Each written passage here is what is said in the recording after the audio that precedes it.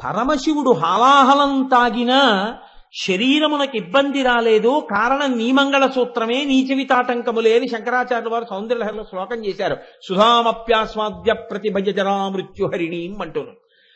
మీరు సౌందర్యలహరి పుస్తకం ఒకటి పట్టుకుని మీ వారు రేపు ఆపరేషన్ టేబుల్ మీద ఆపరేషన్ అయిపోయే వార్త వచ్చేంత వరకు ఆ తల్లి నమ్ముకున్న శ్లోకం చదువుకోండి. అంతకన్నా చెప్పడానికి నాకు ఏం తెలియదమ్మా అన్న చాలు ఒక్క మాట. నేను నమ్ముకున్న ఆవిడ పాదాలు పట్టుకుంటానన్నారు ఆవిడ. ఆ తల్లి నాకు మర్నాడు ఫోన్ చేశారు. వసిన్యాది దేవతలు అంటారు అమ్మవారిని వక్త్రలక్ష్మీ పరివాహచలం మీనాభలోచన అని పిలిచారు. అమ్మవారి యొక్క కన్నుల గురించి మాట్లాడుతున్నారు. ఆ మాట్లాడేటప్పుడు వాళ్ళు మొట్టమొదట మాట్లాడినటువంటి అమ్మవారి యొక్క నేత్ర వైభవం దేనితో అనుసంధానం చేశారంటే, అమ్మవారి ముఖమునందు ఉండేటటువంటి కాంతి ఒక ప్రవహిస్తున్నటువంటి సరస్సుగా మీరు భావన చేస్తే, కదలికలతో కూడి ప్రవాహంతో ఉన్నటువంటి సరస్సుగా మీరు భావన చేస్తే, అందులో ఉన్నటువంటి చాప పిల్లలే ఆమె యొక్క కన్నులు. నీటి ప్రవాహానికి అందం పూర్ణత్వం ఎప్పుడు కలుగుతుంది అంటే అందులో చాప పిల్లలు ఉన్నప్పుడే కలుగుతుంది. అయితే మీరు ఇక్కడ ఒక విషయాన్ని కొంచెం గమనించవలసి ఉంటుంది. వక్త్రలక్ష్మీ పరివాహచలన్మీ నాభలోచన అని పిలిచినప్పుడు ఇప్పుడు అమ్మవారి యొక్క ముఖాన్ని ఒక ప్రవాహంతో, దీప్తి కాంతితో కూడినటువంటి ఒక ప్రవాహంగా, ఒక సరస్సుగా, ఒక సరోవరంగా భావన చేస్తే, అందులో ఉన్నటువంటి చాప పిల్లలు కన్నులు. కన్నులు చాప పిల్లలైతే ఉపమాన ఉపమేయ సంబంధము దేనికి దేనికి పడింది? కన్నులకు చాపలకు పడింది. కాబట్టి ఇప్పుడు అమ్మవారి కన్నులు చాపలైతే మీరు దాన్ని సంస్కృతంలోకి మారిస్తే కన్నులను అక్షి అని పిలుస్తారు. కాబట్టి చేపలను మీనములు అంటారు. కాబట్టి ఆ నామము యొక్క పేరు కన్నులను ఒక్కదాన్ని తీసి పక్కన పెట్టి సంస్కృతంలోకి తర్జుమా చేసి చూసుకుంటే అది మీనాక్షి కదండి. కానీ ఈ నామాన్ని లలితా సహస్రనామ స్తోత్రంలో వసిన్యాది దేవతలు ఎక్కడైనా వాడారా?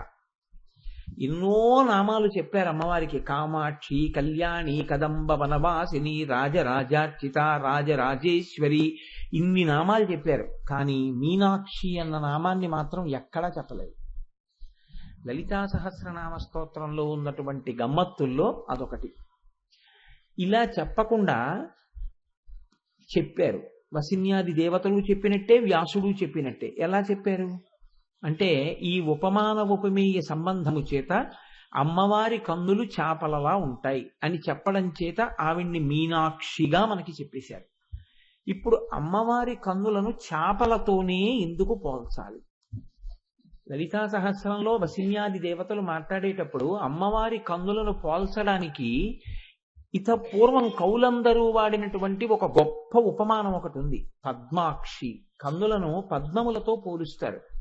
కాబట్టి పద్మాక్షి అని పిలవచ్చు. కానీ అలా పిలవలేదు వాళ్ళు. పిలవకుండా చాపలతోటే సంకేతించారు.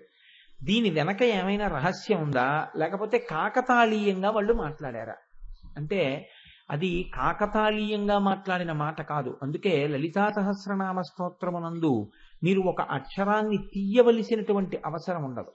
అనవసరమైనటువంటి అక్షరము ఒక్కటి కూడా ప్రయోగము చేయబడినటువంటి స్తోత్రం లలితా సహస్రనామ స్తోత్రం. అది సాక్షాత్తుగా వసిన్యాది దేవతలు చెప్పారు. వసిన్యాది దేవతలంటే మాటలు కాదండి. వాళ్ళ అమ్మవారికి 8 దిక్కుల్లో కూర్చుని ఉంటారు.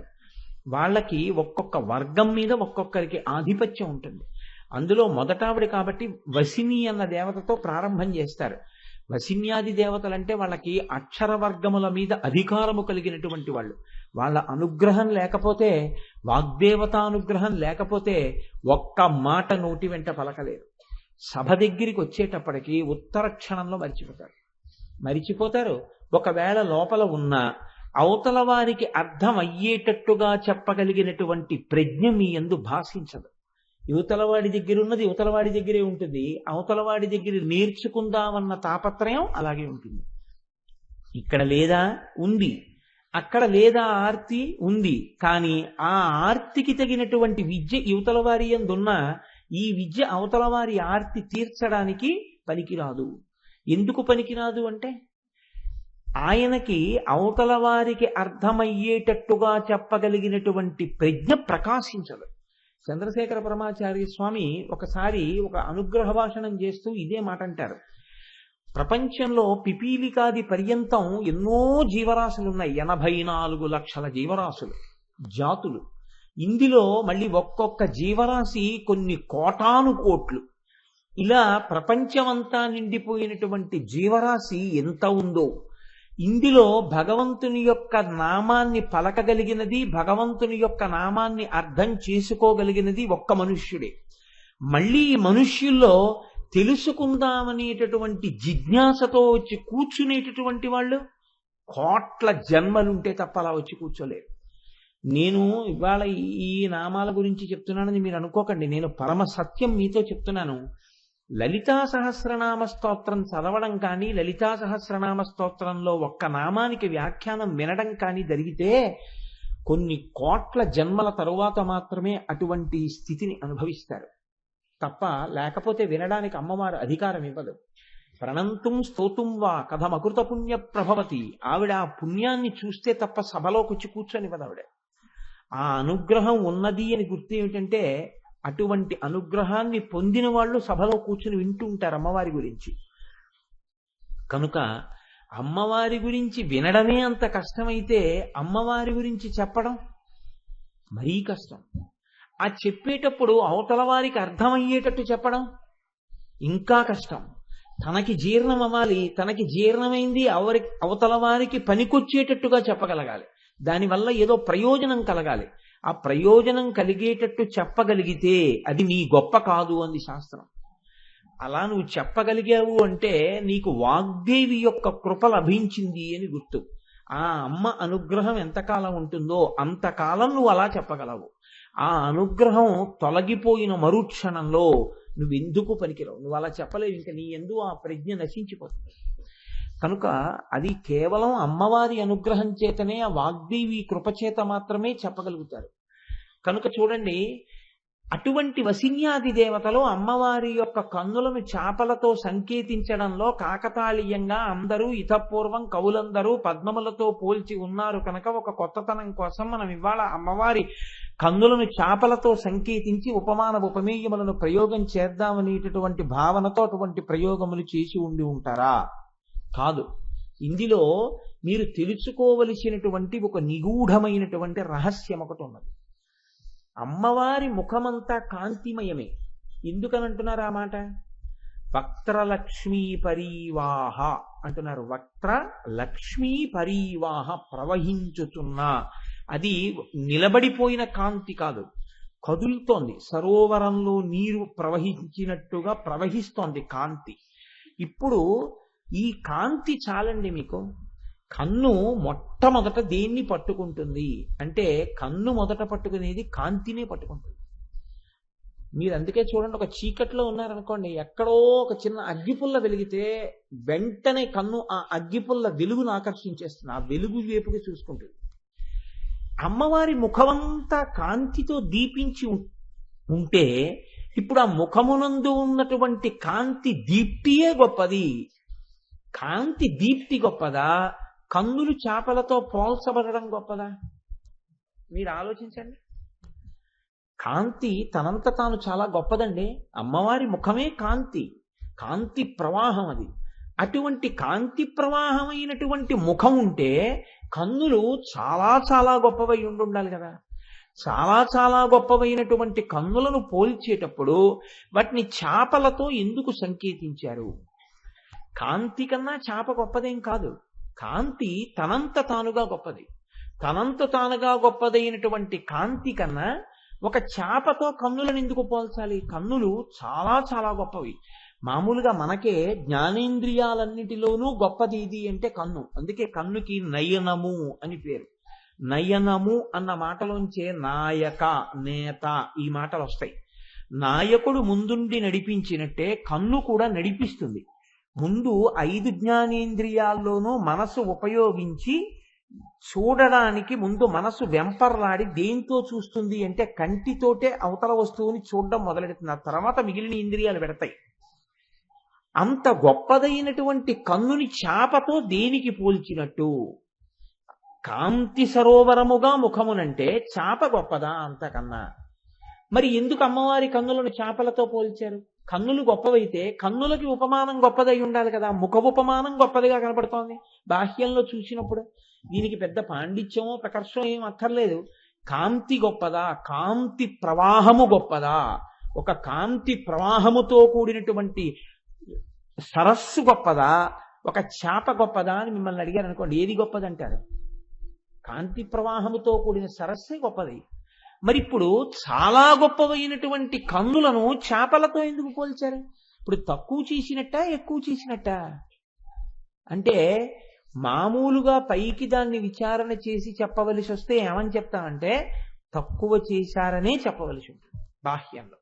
కానీ ఇక్కడే నేను మీతో మనవి చేసినటువంటి విషయం, లలితా సహస్రంలో ఉండే నామముల యొక్క చమత్కారం ఎక్కడుంటుందంటే, మీరు పైన ఉండేటటువంటి అర్థం చూస్తే ఒక స్థాయిలో అనుభవిస్తారు.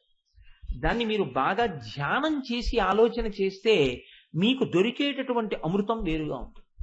ఇప్పుడు మీరు చేపలతో ఎందుకు పోల్చి ఉంటారు అన్న విషయాన్ని బాగా పరిశీలనం చేశారనుకోండి, చేప యందు 3 లక్షణాలు ఉంటాయి.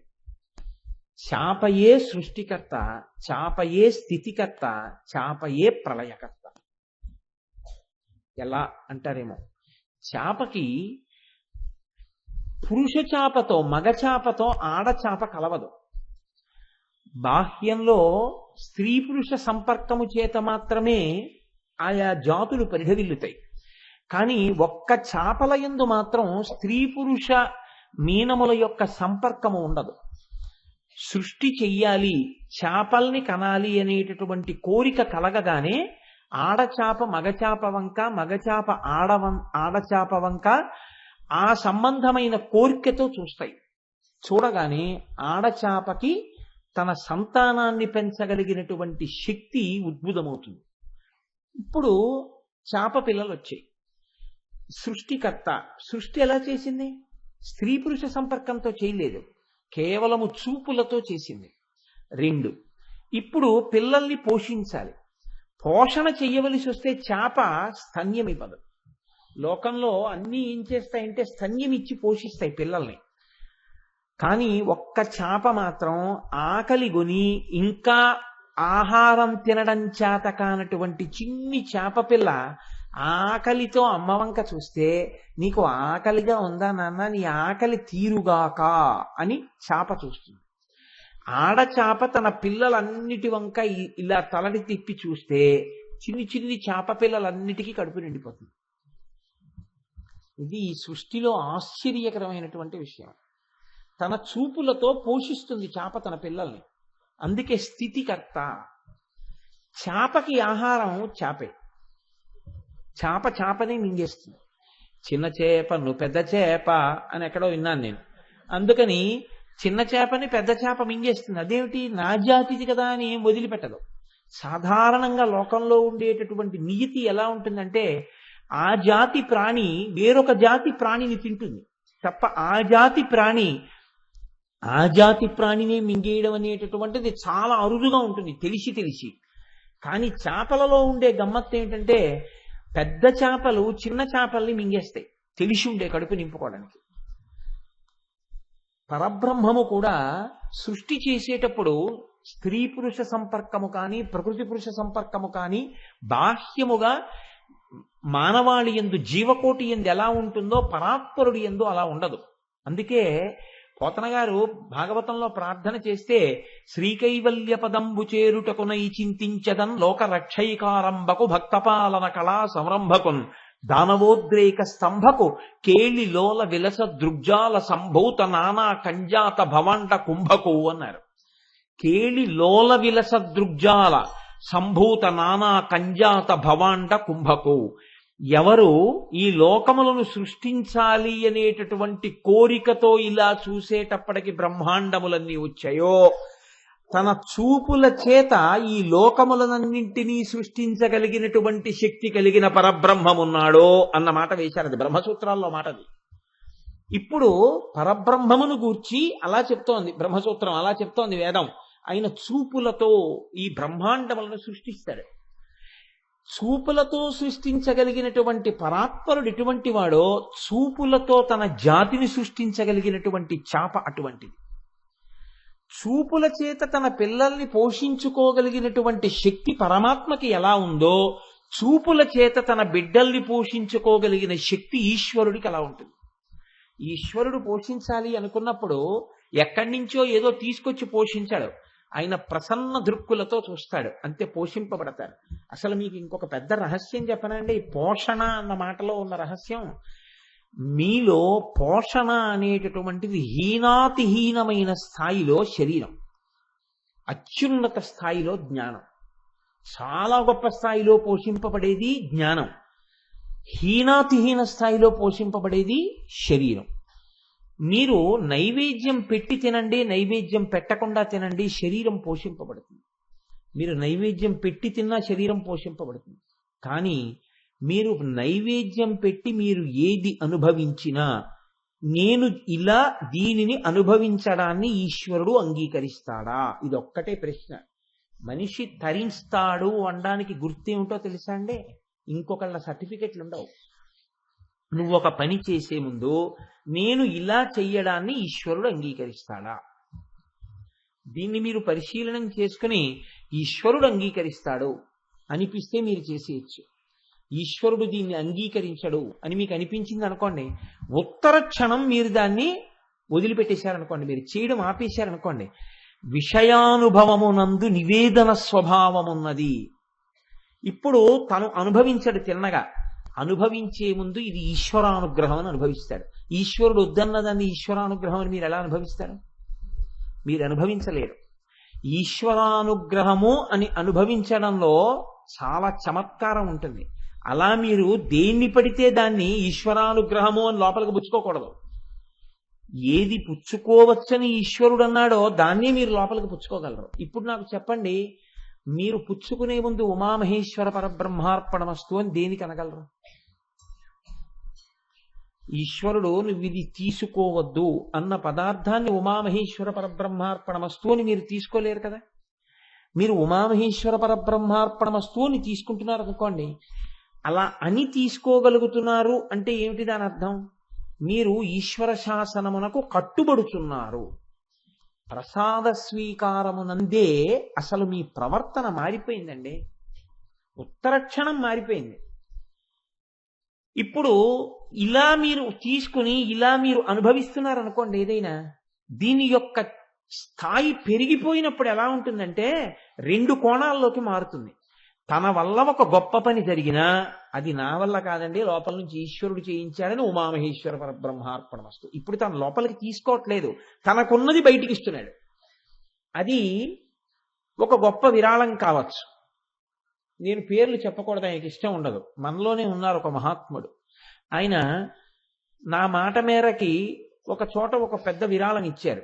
కానీ ఆయన అన్నారు, నా పేరు వద్దండి గురువుగారు అన్నారు. ఆయన ఇచ్చేసే ముందు నేను ఎక్కడ పొంగిపోయానంటే లేచి నిలబడి ఆ ద్రవ్యాన్ని ఇస్తూ ఉమామహేశ్వర పరబ్రహ్మార్పణమస్తు అంటూ ఇచ్చి రెండు చేతులతో నమస్కారం చేశారు. మీలో ఉన్నది, మీ విభూతిగా ఉన్నది, మీలో ప్రకాశించినది ఇతరులకు ఈశ్వరానుగ్రహం తప్ప ఇది నాది ఎలా అవుతుందండి? ఆయన అనుగ్రహంతో నాదైంది. ఆయన అనుగ్రహం కోసం ఆయన చేత నా ఉపాధి ద్వారా ఇప్పింపబడి నన్ను సార్థకత చేకూర్చడానికి ఉపయోగపడింది అని మీరు ఉమామహేశ్వర పరబ్రహ్మార్పణమస్తు అని ధారపోయగలిగారు అనుకోండి, ఆ క్షణంలో మీ యందు జ్ఞానము ప్రకాశించింది, ఈశ్వరానుగ్రహం కలిగిందప్పుడు మీకు. రెండు, ఒకటి మీకున్నది ఇచ్చుట, దాని యందు ఉమామహేశ్వర పరబ్రహ్మార్పణమస్తు అనడం. రెండు, మీకు ఉన్నది ఇవ్వడం కాదు, మీరు లోపలికి పుచ్చుకోలేనిది మీరు పుచ్చుకోవలసి వచ్చింది. పుచ్చుకోలేనిది ఏమిటి? అది పుచ్చుకోవడం మీకు ఇష్టం కాదు అంటే నా ఉద్దేశ్యం కష్టం, పరమ కష్టం. ఇప్పుడు ఈ కష్టాన్ని పుచ్చుకోవాలని ఏ గృహస్థు కోరుకోడు. అటువంటి కష్టం ఒకటి వచ్చింది. నేనే ఉన్నాను, నా భార్య ఉంది, నా భార్య సుఖంగా ఉండాలి అని నేను కోరుకుంటాను తప్ప నా భార్య కాలు మీద ఒక పెద్ద కురుపు వేసి అది చాలా నిప్పి పెట్టి సెలవేసి అది చాలా బాధపడుతుంటే నేను చూడాలి అని నేను కోరుకోను కదా. ఇప్పుడు అది వచ్చింది అనుకోండి, నా భార్య కాలు మీద ఒక పుండు పుట్టింది.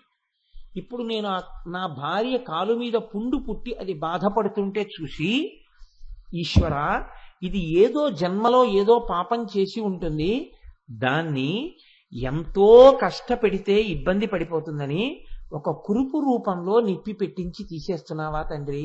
ఎంత అనుగ్రహం ఉన్నవాడివయ్యా.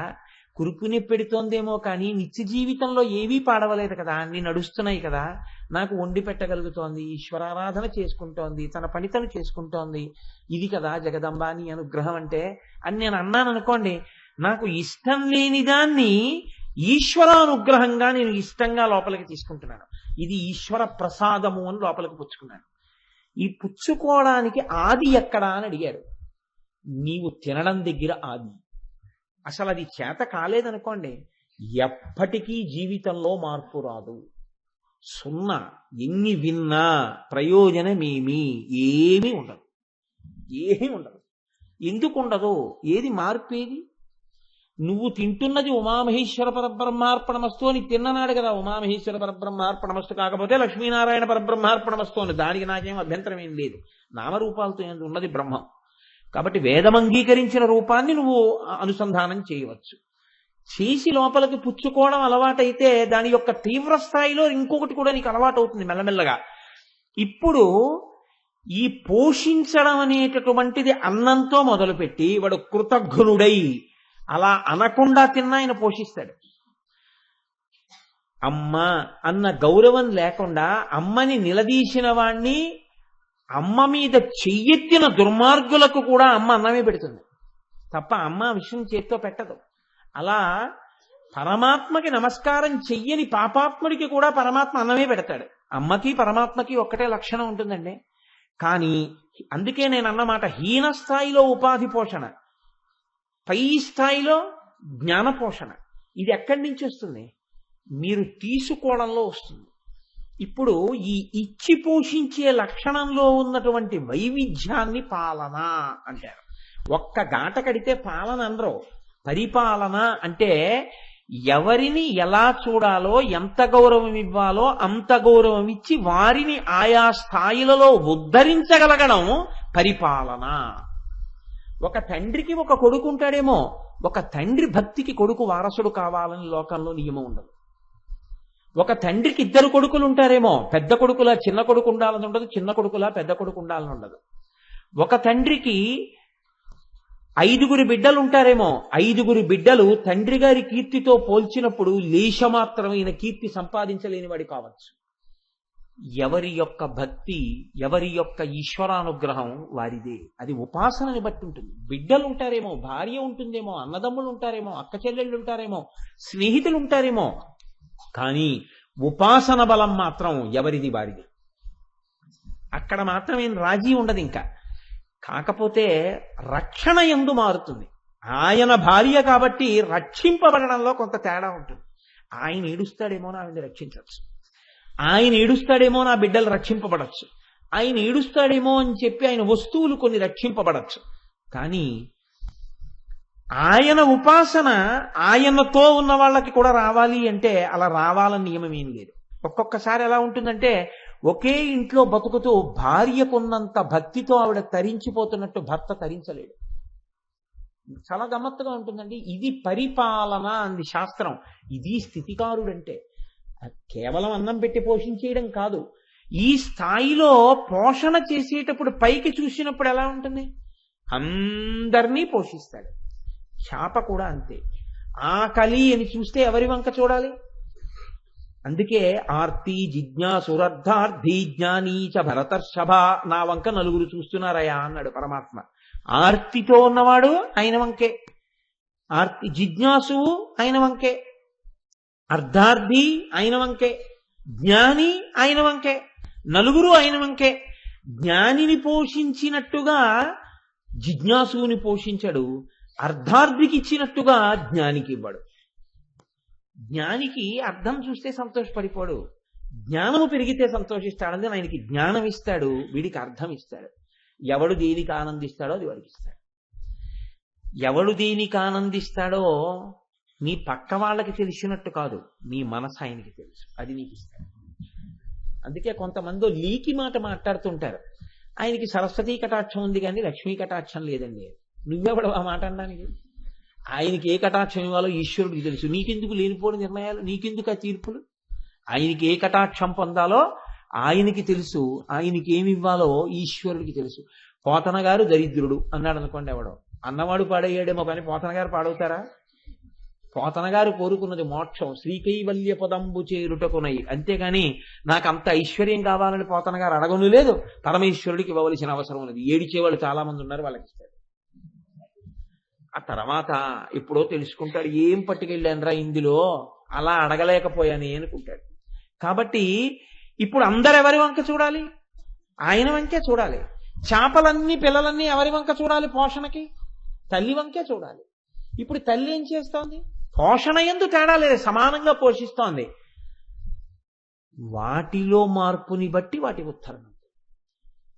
కాబట్టి లయకారకత్వం ఎవరు చేస్తున్నారా? చాపే చేస్తోంది. ఆ చాపే మింగేస్తోంది. ఈ సృష్టించిన వాడే మనందరినీ ఒకానొకనాడు లయం చేసుకుంటున్నాడు. ఏ పరబ్రహ్మము మనని సృష్టించిందో ఆ పరబ్రహ్మమే మళ్ళీ దీన్ని పంచభూతాల్లో కలుపుతుంది. ఇంకా వేరే ఒకడెవరే ఉండడు ఇంకా పంచభూతాల్లో కలపడానికి, వాడే ఉంటాడు. అందుకే మీరు సనాతన ధర్మమునందు చాలా గొప్పగా ఉంటుంది ఒక మాట, మృత్యువు దేవత. సనాతన ధర్మంలో మృత్యువు శత్రువు కాడు, మృత్యువు దేవత, మృత్యుదేవత. ఎందుకని? నీ శరీరము జర్జరీభూతమైపోయి మంచంలోంచి లేచి మలమూత్రములు విసర్జించలేని స్థితిలో కూడా ఇంకా పాడుగూడు పట్టుకుని వేలాడుతుంటే, చాలేవయా ఏం చేసావు దీంతో, ఇంకేం చేద్దామని ఇంకొకటి ఇస్తాను, అందులో ఏమైనా ఏడిస్తే ఏడని విడిపించేవాడు ఎవడో, వాడు దేవత. లేకపోతే అందులో పడి ఉంటావు ఆ గూట్లో. విడిపించాడు కాబట్టి వాడు దేవతేనయా అన్నారంతే. సనాతన ధర్మము యొక్క కోణం అలా ఉంటుంది తప్ప ఎవ్వరినీ అసలు వేరు కోణంలో చూడడం అన్నది సనాతన ధర్మానికి ఉండదు. ఇంద్రియ లౌల్యం ఎవరికి ఉంటుందో వాళ్లే చాలా దైన్యమునందున్న వాడిగా చూస్తుంది శాస్త్రం. వాడు ఉద్ధరింపబడాలని కోరుకుంటుందంతే. కనుక ఇప్పుడు లయ ఎవరు చేస్తున్నారు? చాపే చేస్తోంది. ఆడచాపయే పోషించినట్టు, ఆడచాపయే సృష్టించినట్టు, ఆడచాపయే తినేసినట్టు. అమ్మవారి కన్నులు చాపలైతే ఆవిడ తన చూపులతో సృష్టిస్తోంది, తన చూపులతో పోషిస్తోంది, తన చూపులతో లయం చేస్తోంది. ఇది మీనాక్షి. మీనాక్షి అన్న మాటని ప్రకటంగా వాడకుండా మీనాక్షి తత్వమును తీసుకొచ్చి ఇప్పుడు చెప్పు, కాంతి స్రోతస్సు, కాంతితో కూడిన ప్రవాహము గొప్పదా, ఆ చాపలుగా ఉన్న కన్నులు గొప్పవా? ఆ కన్నులే గొప్పవి. సృష్టి స్థితి లయ ఇప్పుడు ఆ కంట్లో ఉన్నాయి. ఆ కంటి శక్తి అది. మన కంటికే ఉంది. మన కంటికి రెండే శక్తులు. ఇది నాదైతే బావుండునో, అవలేదు కనురాపు, అయింది వ్యామోహం, అంతే. రెండే శక్తులు. అమ్మవారికి అంత గొప్ప శక్తులన్నీ ఆవిడ కంట్లో ఉన్నాయి. అందుకని మీనముతో తప్ప సంకేతించడానికి వీలు కాక ఇంకా మీనాక్షి అన్నారు. మీకు ఇంకా ఆశ్చర్యకరమైన ఒక విషయాన్ని ఒకటి మీకు విజ్ఞాపన చేసే ప్రయత్నం చేస్తాను. మీకు మిగిలినటువంటి దేవతా స్వరూపములు భూమండలం మీద ప్రవర్తించి మనుష్యులలాగే ఇక్కడ బిడ్డల్ని కన్నారా అని ప్రశ్న వేయవలసి వచ్చిందనుకోండి. మీకు శ్రీ మహావిష్ణువు యొక్క అవతారములలో రామావతారం అలా బిడ్డల్ని కంది. పూర్ణంగా మనుష్యుల్లా ప్రవర్తించింది. అందుకే లవకుశుల బిడ్డల్ని కన్నాడు రామచంద్రమూర్తి. సీతమ్మ తల్లి గర్భిణి అయి గంగ ఒడ్డున ఆశ్రమంలో ఉంది. 11,000 సంవత్సరములు పరిపాలన చేశాడు రామరాజ్యం ఆయన. మళ్ళీ అలా ఈ లోకంలో అమ్మవారు అయ్యవారితో కాపరం చేసి ఒకరికి బిడ్డయి తాను బిడ్డల్ని కని ఆ బిడ్డల్ని ఈ భూమండలాన్ని పరిపాలింపచేసినటువంటి ఘనత ఏ నామంతోటో తెలుసా? మీనాక్షి. మీనాక్షిగానే ఆవిడిక్కడ పుట్టింది, పెరిగింది, పెళ్లి చేసుకుంది, బిడ్డల్ని కంది. ఆ తర్వాత మన్ని పోషించడం కోసమని వచ్చి ఇక్కడ కూర్చుంది. అలా కూర్చున్న రూపమే మీనాక్షి రూపం. ఇది ఎలాగైంది అని మీకు అనుమానం రావచ్చు. అసలు మీనాక్షి అమ్మవారు అక్కడ ఉన్నారన్న విషయం కూడా ఎవ్వరికీ తెలియదు. ఒకప్పుడు ఒక పెద్ద అరణ్యంలో, ఇప్పుడు మధురై అని మనం పిలుస్తున్న చోట మహారణ్యం ఒకటి ఉండేది. అందులో ధనంజయన్ అనబడేటటువంటి ఒక వ్యాపారి వెళ్ళిపోతున్నాడు. వెళ్ళిపోతూ బడలికతో ఒక చిన్న ప్రాకారం లాంటిది ఉంటే దాని పక్కన కూర్చున్నాడు. చీకటి పడిపోయింది. చీకటి పడిపోయింది, ఇక్కడ పడుకుందామని అతను సర్దుకు పడుకుంటున్నాడు. లోపల దేవతలు పూజలు చేస్తున్న చప్పుళ్ళు వినపడ్డాయి. ఇప్పటికీ అరుణాచలంలో అలా వినపడతాయి, దేవతలు నాట్యాలు చేస్తూ అవిని. అలా దేవతలు పూజలు చేస్తున్న చప్పుడు వినపడింది. అతను లోపలికి వెళ్ళి చూశాడు. మన తూర్పుగోదావరి జిల్లాలో జరిగిందండి అలాగా. ఒకానొక దేవాలయంలో మామగారు పూజ చేస్తుంటే లోపలికి వెళ్ళకూడదన్న నియమాన్ని మర్చిపోయి అల్లుడు గారు గభాలన లోపలికి వెళ్ళారు.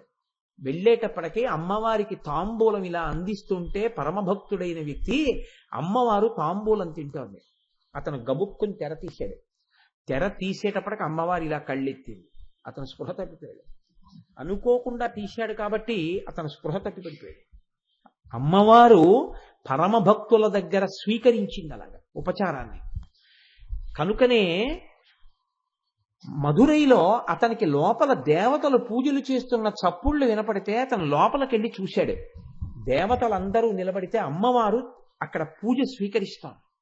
అతను ఇది చూసి పరవశించిపోయి అమ్మవారు అతని ద్వారా లోకానికి ప్రకాశింప చెయ్యాలనుకున్నారులా ఉంది. రాజుగారి దగ్గరికి వెళ్ళి చెప్పాడు, అయ్యా నేను ఇక్కడ ఒక చిత్రమైనటువంటి విషయాన్ని చూశాను. అమ్మవారు స్వయంగా అక్కడ దేవతలతో పూజ తీసుకుంటోంది అని. వెంటనే కులశేఖర పాండ్యన్ ఆ రాజు పేరు. ఆ రాజుగారు వచ్చి అక్కడ చూశారు. అక్కడ ఆయనకి చిన్న దేవాలయం ఒకటి కనపడింది. ఇక్కడ పరాశక్తి వెలిసి ఉన్నది అని ఆయన ఏం చేశాడంటే ఒక చిన్న గుడి కట్టి, ఆయనకి బిడ్డలు లేరు. ఆ బిడ్డలు లేనటువంటి కారణం చేత ఆయన అమ్మవారిని వేడుకున్నాడు. వేడుకుంటే మలయధ్వజ పాండ్యన్ అనేటటువంటి కొడుకు పుట్టాడు అక్కడ. ఈ మలయధ్వజ పాండ్యన్కి బిడ్డలు పుట్టలేదు. పుట్టకపోతే అతను ఈ అమ్మవారి గుడికొచ్చి ఒక హోమం చేశాడు. అమ్మా నువ్వు నన్ను అనుగ్రహించి నాకు బిడ్డలనియ్యి అని. ఆశ్చర్యకరంగా అందరూ చూస్తుండగా ఆ హోమగుండంలోంచి ఒక ఆడపిల్ల పైకొచ్చింది. ఆమె కూడా చిదగ్నికుండ సంభూత. ఆవిడ కూడా చిదగ్నికుండ సంభూత. ఆ పిల్లని ఎంతో సంతోషంగా హత్తుకున్నారు తల్లిదండ్రులు. తీరా చూస్తే ఆ పిల్లకి 3 స్తన్యములున్నాయి. అయ్యయ్యో, లేక లేక పుట్టిన ఆడపిల్ల హోమగుండంలోంచి పుట్టింది, ఈ పిల్లకి 3 స్తన్యములున్నాయి, చిత్రమైనటువంటి ఆడపిల్ల అని లోకంలో పేరు వస్తుంది, ఎలాగా అని దుఃఖపడ్డారు వాళ్ళు. అశరీరవాణి పలికింది పైనుంచి, ఈ పిల్లని నువ్వు సామాన్య కాంతగా భావన చేసి వరుణ్ణి తీసుకొస్తావేమోననే ఆ అమ్మాయి 3 స్తనములతో పుట్టింది. ఈ అమ్మాయి భర్త ఎవరో ఈ అమ్మాయే వెతుక్కుంటుంది. ఈమె వరుడు ఈమె కంటపడిన నాడు ఈమె యొక్క 3వ వక్షోజం కనుమరుగైపోతుందని చెప్పింది.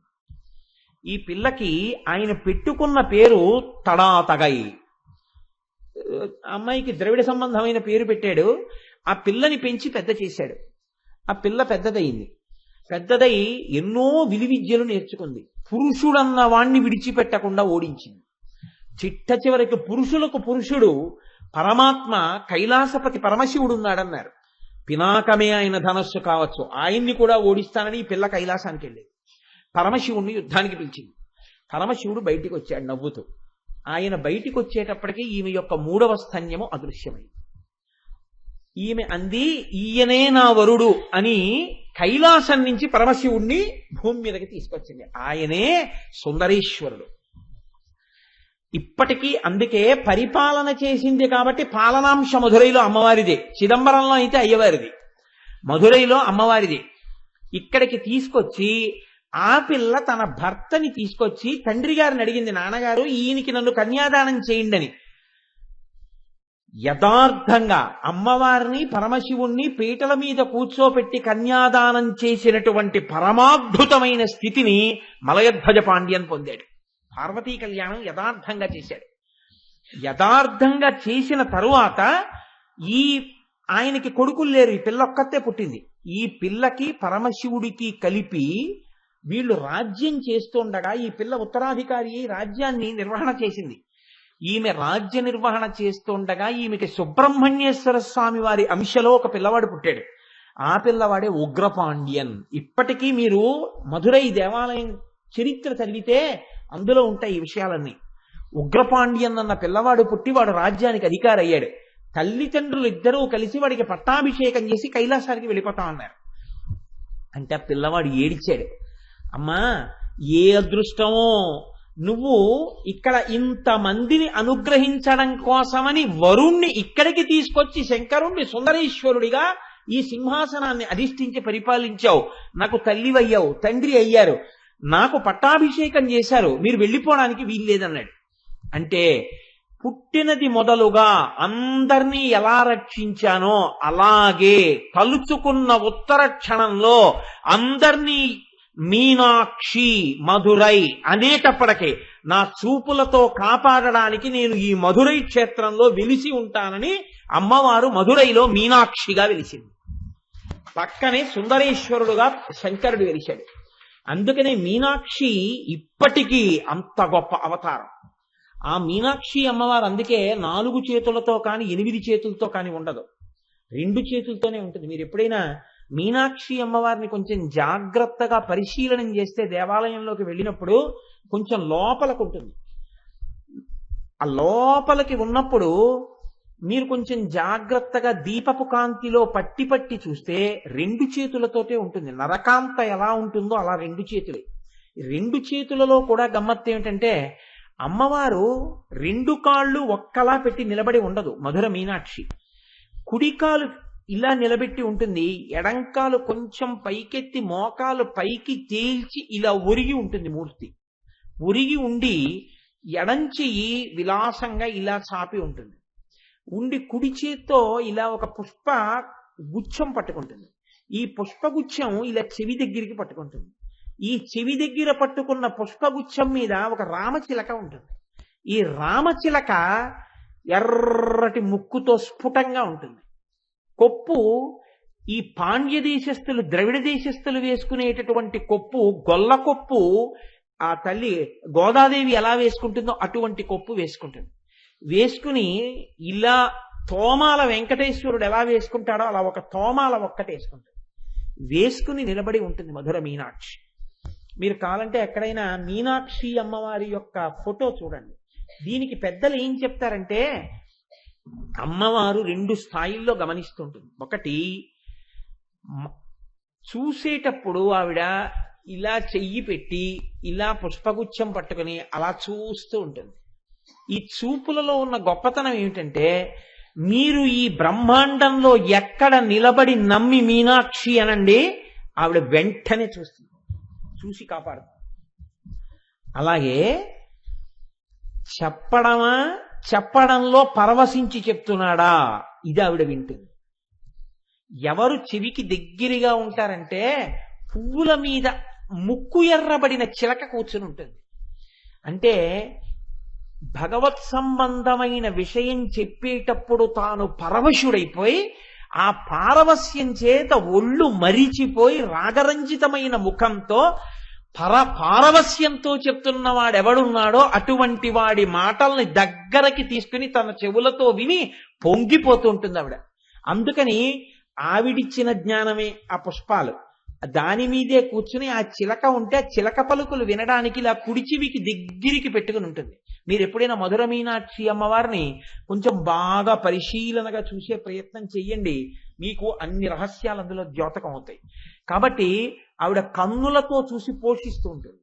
ఆ తత్వమే, ఆ తల్లియే ప్రత్యేకించి ఈ భూమండలం మీద మనం 1.5 రోజులు మనది కాదు అని అనుకుంటే ఉత్తర క్షణంలో మీరు మధురై వెళ్ళిపోగలరు.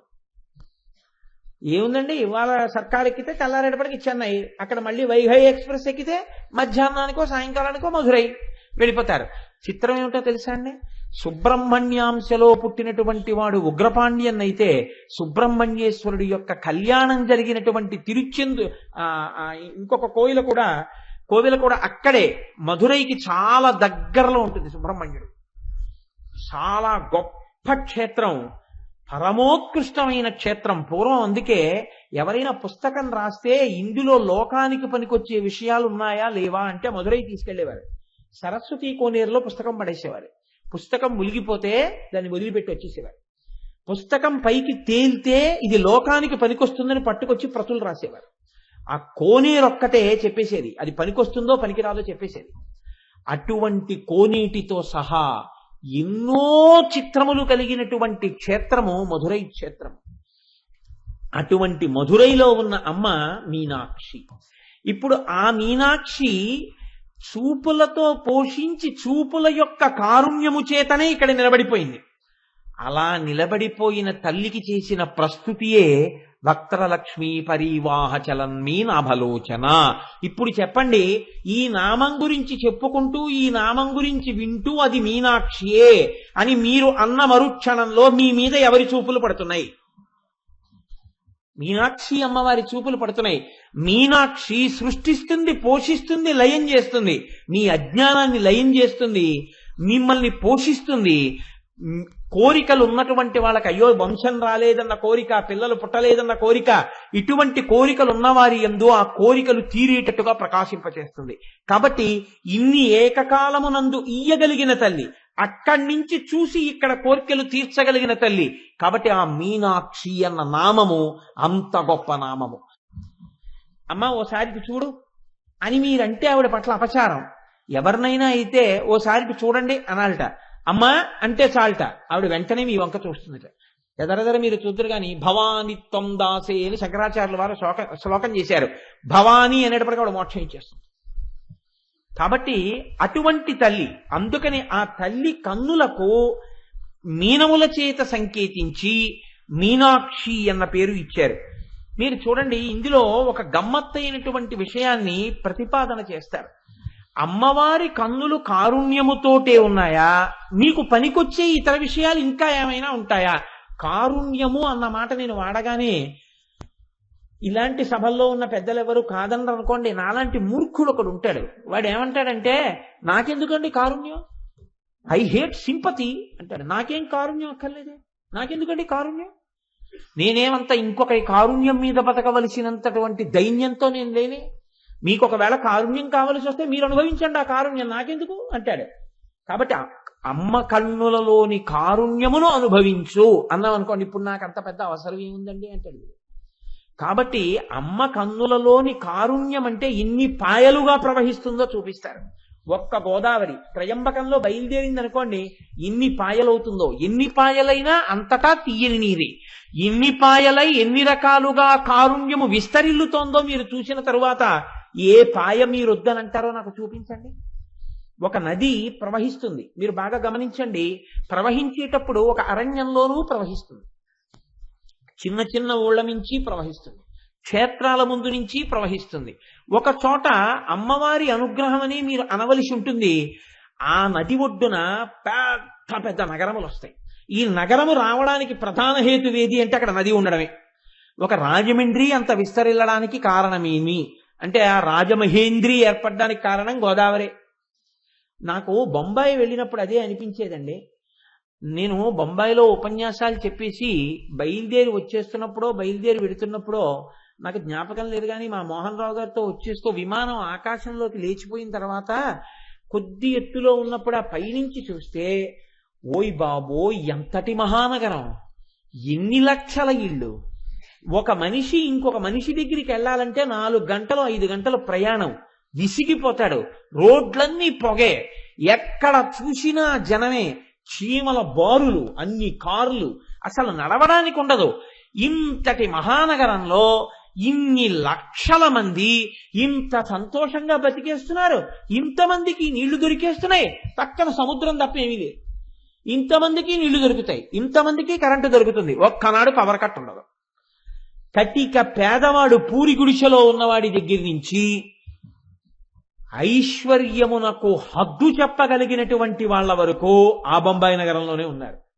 ఆ మాటకు వస్తే దేశ ఆర్థిక రాజధాని బొంబాయి. ఇంతటి ఐశ్వర్యం ఈ నగరానికి ఎక్కడి నుంచి వచ్చింది అని మీరు చూశారనుకోండి, ఇంతమంది ఇక్కడ అన్నం ఎలా తింటున్నారు అని. ఖచ్చితంగా ఒక్కటే, అంటే ఆ నగరమునకు అమ్మవారి అనుగ్రహం ఏదో ఉంది. లేకపోతే అన్ని కోట్ల మంది అన్నం ఎలా తింటారండి అక్కడ? శిలాభోగం స్థలాభోగం అని ఒక్క ఊళ్ళో రోజు అన్ని విస్తళ్ళు లేస్తున్నాయి, అంత అన్నశాంతి జరుగుతోంది, అన్ని కోట్ల వ్యాపారం జరుగుతోంది, అక్కడి నుంచి అన్ని జరుగుతున్నాయి, దేశాన్నంతటినీ శాసిస్తోందంటే ఆర్థికంగా ఆ నగరమునకు అమ్మవారి అనుగ్రహము ఎంత పరిపుష్టమై ఉండాలి. లేకుండా అంతమంది బతకలేరు అక్కడ. అలా శంకర భగవత్పాదులు అమ్మవారి యొక్క కారుణ్యము ప్రవహిస్తే ఎలా ఉంటుందో చూపిస్తారు ఆవిడ కళ్ళల్లోంచి. శంకరులకు శంకరులే సాటి, రోజు అంతే, అంతకన్నా ఇంకో మాట అనడానికి నాకు కుదరదు.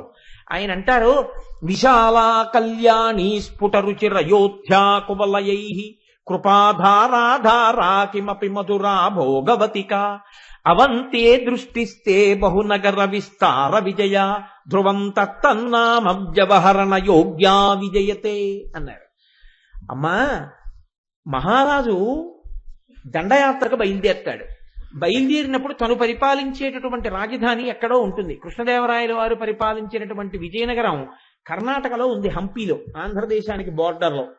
అక్కడ ఉన్నటువంటి కృష్ణదేవరాయల వారు ఒరిస్సాలో ఉండేటటువంటి గజపతుల వరకు ఓడించడానికి వెళ్ళారు. సింహాచల దేవస్థానానికి కూడా ఎన్నో కానుకలు ఇచ్చారు. వెంకటాచలంలో తన మూర్తులే పెట్టుకున్నారు. ఇంత దూరం వెళ్ళిపోయినప్పుడు రాజు ఏం చేస్తాడంటే ఆ పట్టణాన్ని గెలిచేసి ఇది నాది అని ఒక విజయ పతాకం ఎగరవేసి వెళ్ళిపోతుంటాడు. ఆ విజయ పతాకం ఎగరవేసి విజయ స్తంభాన్ని నాటి వెళ్ళిపోయాడంటే ఇది ఆ రాజుది అయిపోతుంది. అలాగే శంకరాచార్యుల వారు అంటున్నారు, నువ్వు ఈ లోకమంతా నీ కళ్ళు ఇలా తిప్పుతున్నా, నేను తల తిప్పుతున్నాను అనుకోండి, అమ్మవారైతే ఇలా కళ్ళు తిప్పుతుంది. ఇలా కళ్ళు తిప్పుతున్నా నీ దృష్టి కొన్ని చోట్ల ఆగింది. ఒక్కొక్కసారి ఇలా తిప్పుతూ అలా ఆగావు. అలా ఎక్కడ ఆగావో అక్కడ శోభిల్లిపోయాయి ఆ ప్రాంతాలు, అంత శోభని పొందాయి. అవే 8 మహానగరాలు అయ్యాయమ్మా అన్నారు శంకరాచార్యులు వారు. ఆ 8 మహానగరాలు ఎక్కడున్నాయి? నీ కంటి దృష్టిలోంచి వచ్చాయి ఆ నగరాలు అన్నారు. కాదు, ఆ నగరాల పేర్లు నీ కంటికి పేర్లే అన్నారు. నీ కంటి పేర్లే ఆ నగరాలకు వచ్చాయమ్మా అన్నారు. ఇదో గమ్మత్. అసలు ఎలా వచ్చాయి శంకర అంది. అమ్మవారు కూడా తెల్లబోయి ఉంటుందండి అసలు శంకరాచార్యులు వారి మాటలకి. ఆవిడ నవ్వు నవ్వి, నాకు చాలా విచిత్రంగా ఉంది శంకర, నువ్వు చెప్పింది ఇది చెప్పు అంటే, విశాలా కళ్యాణి అన్నారు ఆయన. విశాల అనబడేటటువంటి ఒక నగరం ఏర్పడింది. ఏది విశాల? భారతదేశంలో బదరీనాథ్ని విశాల అని పిలుస్తారు. ఎవరికైనా కోరిక ఇది అంటే జీవితంలో ఒక్కసారి బదరీ కేదారాలు వెళ్ళాలని కోరుకుంటారు. అంత గొప్ప బదరీనాథ్, ఆ క్షేత్రానికి అంత గొప్పతనం రావడానికి కారణం అమ్మవారి యొక్క దృష్టి ప్రసారం కాసేపు అక్కడ నిలబడింది. పైకి అమ్మవారి దృష్టి విశాల అంటే ఎక్కడో ఒక్కచోట పడేటటువంటి దృష్టి కాదు. ఎంతమందినైనా, ఎంత దూరంలో ఉన్న వాళ్ళనైనా ఉద్ధరించగలిగి, ఎంత దూరమైనా చూసి రక్షించగలిగినంత గొప్ప దృష్టి కలిగినటువంటి అమ్మ. మనకైతే ఏదో ఇక్కడి నుంచి అక్కడి వరకు, అక్కడి నుంచి ఇక్కడ వరకు కనబడుతుంది. అసలు కళ్ళజోడు తీస్తే అది కనబడుతుంది మన అదృష్టం అనుకోండి. కానీ అమ్మవారు అలా కాదుట. విశాల కళ్యాణి. ఒక్కొక్క దృష్టి పడింది అనుకోండి, కనురాపు తగిలిందండి అని ఇంటి ముందు గుమ్మడికాయ పుచ్చిపోతుంది. అలా ఉంటాయి కొన్ని దృష్టిలు. కానీ అమ్మవారి దృష్టి అటువంటి దృష్టి కాదుట. అమ్మవారి దృష్టి ఎక్కడ పడుతుందో అక్కడ కళ్యాణమే, అక్కడ సంతోషమే, వైభోగమే, శోభనమే, శుభమే. అమ్మవారి దృష్టి పడాలి తప్ప ఆవిడ దృష్టి పడిందా ఆ ఇంట అన్ని శోభనాలు వెల్లువెత్తిపోతాయి. కాబట్టి విశాల కళ్యాణి స్ఫుటరుచిరయోధ్యా కువలయై. ఇప్పుడు శంకరాచార్యులు వారు అంటున్నారు, కళ్యాణి రెండో నామంలో కళ్యాణి చెప్పారు కదండి. ఈ కళ్యాణి ఎక్కడ ఉన్నది అంటే, ఈ కళ్యాణి నగరము కర్ణాటకలో వాతాపి చాళుక్యులు అనేటటువంటి వాళ్ళు పరిపాలించారు. దాన్నే తరువాతి కాలంలో కళ్యాణి చాళుక్యులు అన్న వాళ్ళు పరిపాలించారు.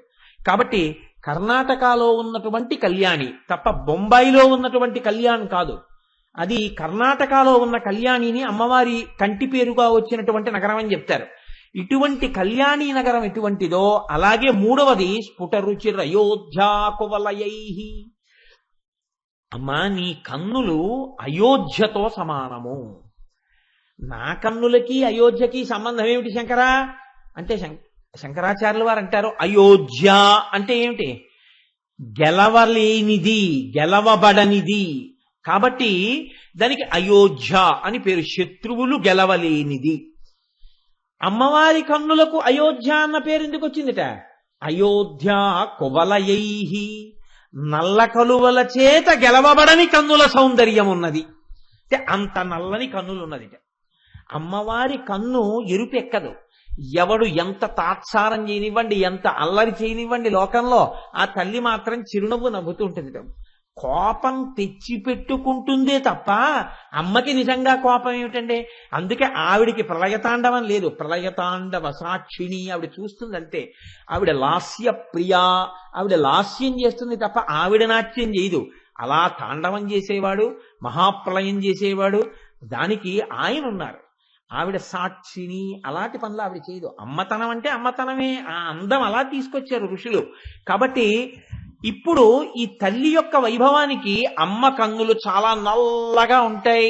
ఇప్పుడు అయోధ్యానామం ఎలా సరిపోతుంది అంటే, అమ్మ నీ కన్నులు దుర్భేద్యములు, అయోధ్య ఎలా గెలవబడదో నీ కన్నులు కూడా గెలవబడవు. ఎందులో గెలవబడవు? నీ కన్నుల యొక్క నలుపుతనంతో పోటీ చేసి ఇవి ఎంత నల్లగా కాంతితో ఉంటాయో మేమంత నల్లగా కాంతితో ఉంటామనుకున్నటువంటి నల్ల కలువలు తమ కాంతి చేత, రంగు చేత నీ కన్నుల యొక్క కాంతి ముందు, రంగు ముందు ఓడిపోయాయి. కాబట్టి అయోధ్య కువలయైహి, నల్ల కలువలు ఓడించలేకపోయినటువంటి కన్నులు కనుక నీ కన్నులు కూడా అయోధ్యలే.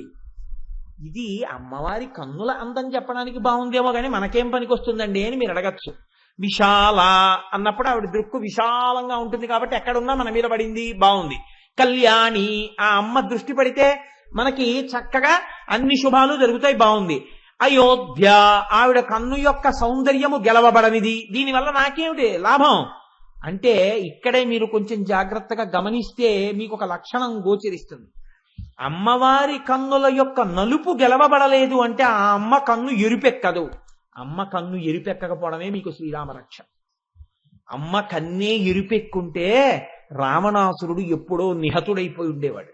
అందుకే హనుమ రామాయణంలో శిశుపావృక్షం మీద కూర్చుని ఈ తల్లి తుల్యశీలావయో వృత్తాం తుల్యాభిజన లక్షణాం రాఘవోర్హతి వైదేహీం తం చేయమసి తే క్షణ అంటారు. సీతారాములిద్దరు ఒండరులు ఒకరికొకరు తగిన వారే కాని రాముడి కన్నా సీతమ్మ తల్లి గొప్పతనం ఒకటి ఎక్కువ ఉంది అన్నారు. ఎవరు? పరమరామ భక్తుడైన హనుమ. రామచంద్రమూర్తి కన్నులు ఎప్పుడైనా ఎరుపెక్కుతాయి, సీతమ్మ కళ్ళో అసలు ఎరుపుతనం తెలియదు, ఎప్పుడూ నలుపే. ఇంత నలుపైన కన్నులు కాబట్టే అంత ధూర్తుడు కూడా రక్షింపబడ్డాడు. కాకాసురుడు వక్షస్థలం మీద గాఢ వేసిన వాడు కూడా బతికాడంటే రాముడి పక్కన సీతమ్మ ఉంది. రాముడి పక్కన సీతమ్మ లేదు కాబట్టే 10 తలలు తెగిపోయాయి రావణాసురుడికి. కనుక ఆ తల్లి కన్నుల నలుపు మనకి శ్రీరామ రక్ష. మనం ఎన్ని తప్పులు చేసినా తల్లి కాపాడుతోంది. లేకపోతే ఆ తల్లే కాపాడకపోతే మన ధూర్తతనానికి మన బతుకులు ఎక్కడుంటాయండి? కాబట్టి అయోధ్యా కువలయైహి కృపాధారాధారా, ఏమి పడిపోతాయో శంకర భగవత్పాదులకు మాటలు. అమ్మా అసలు ఆ కన్నులున్నాయే, అందులో నాకు ధారానగరం కనపడుతోందమ్మా.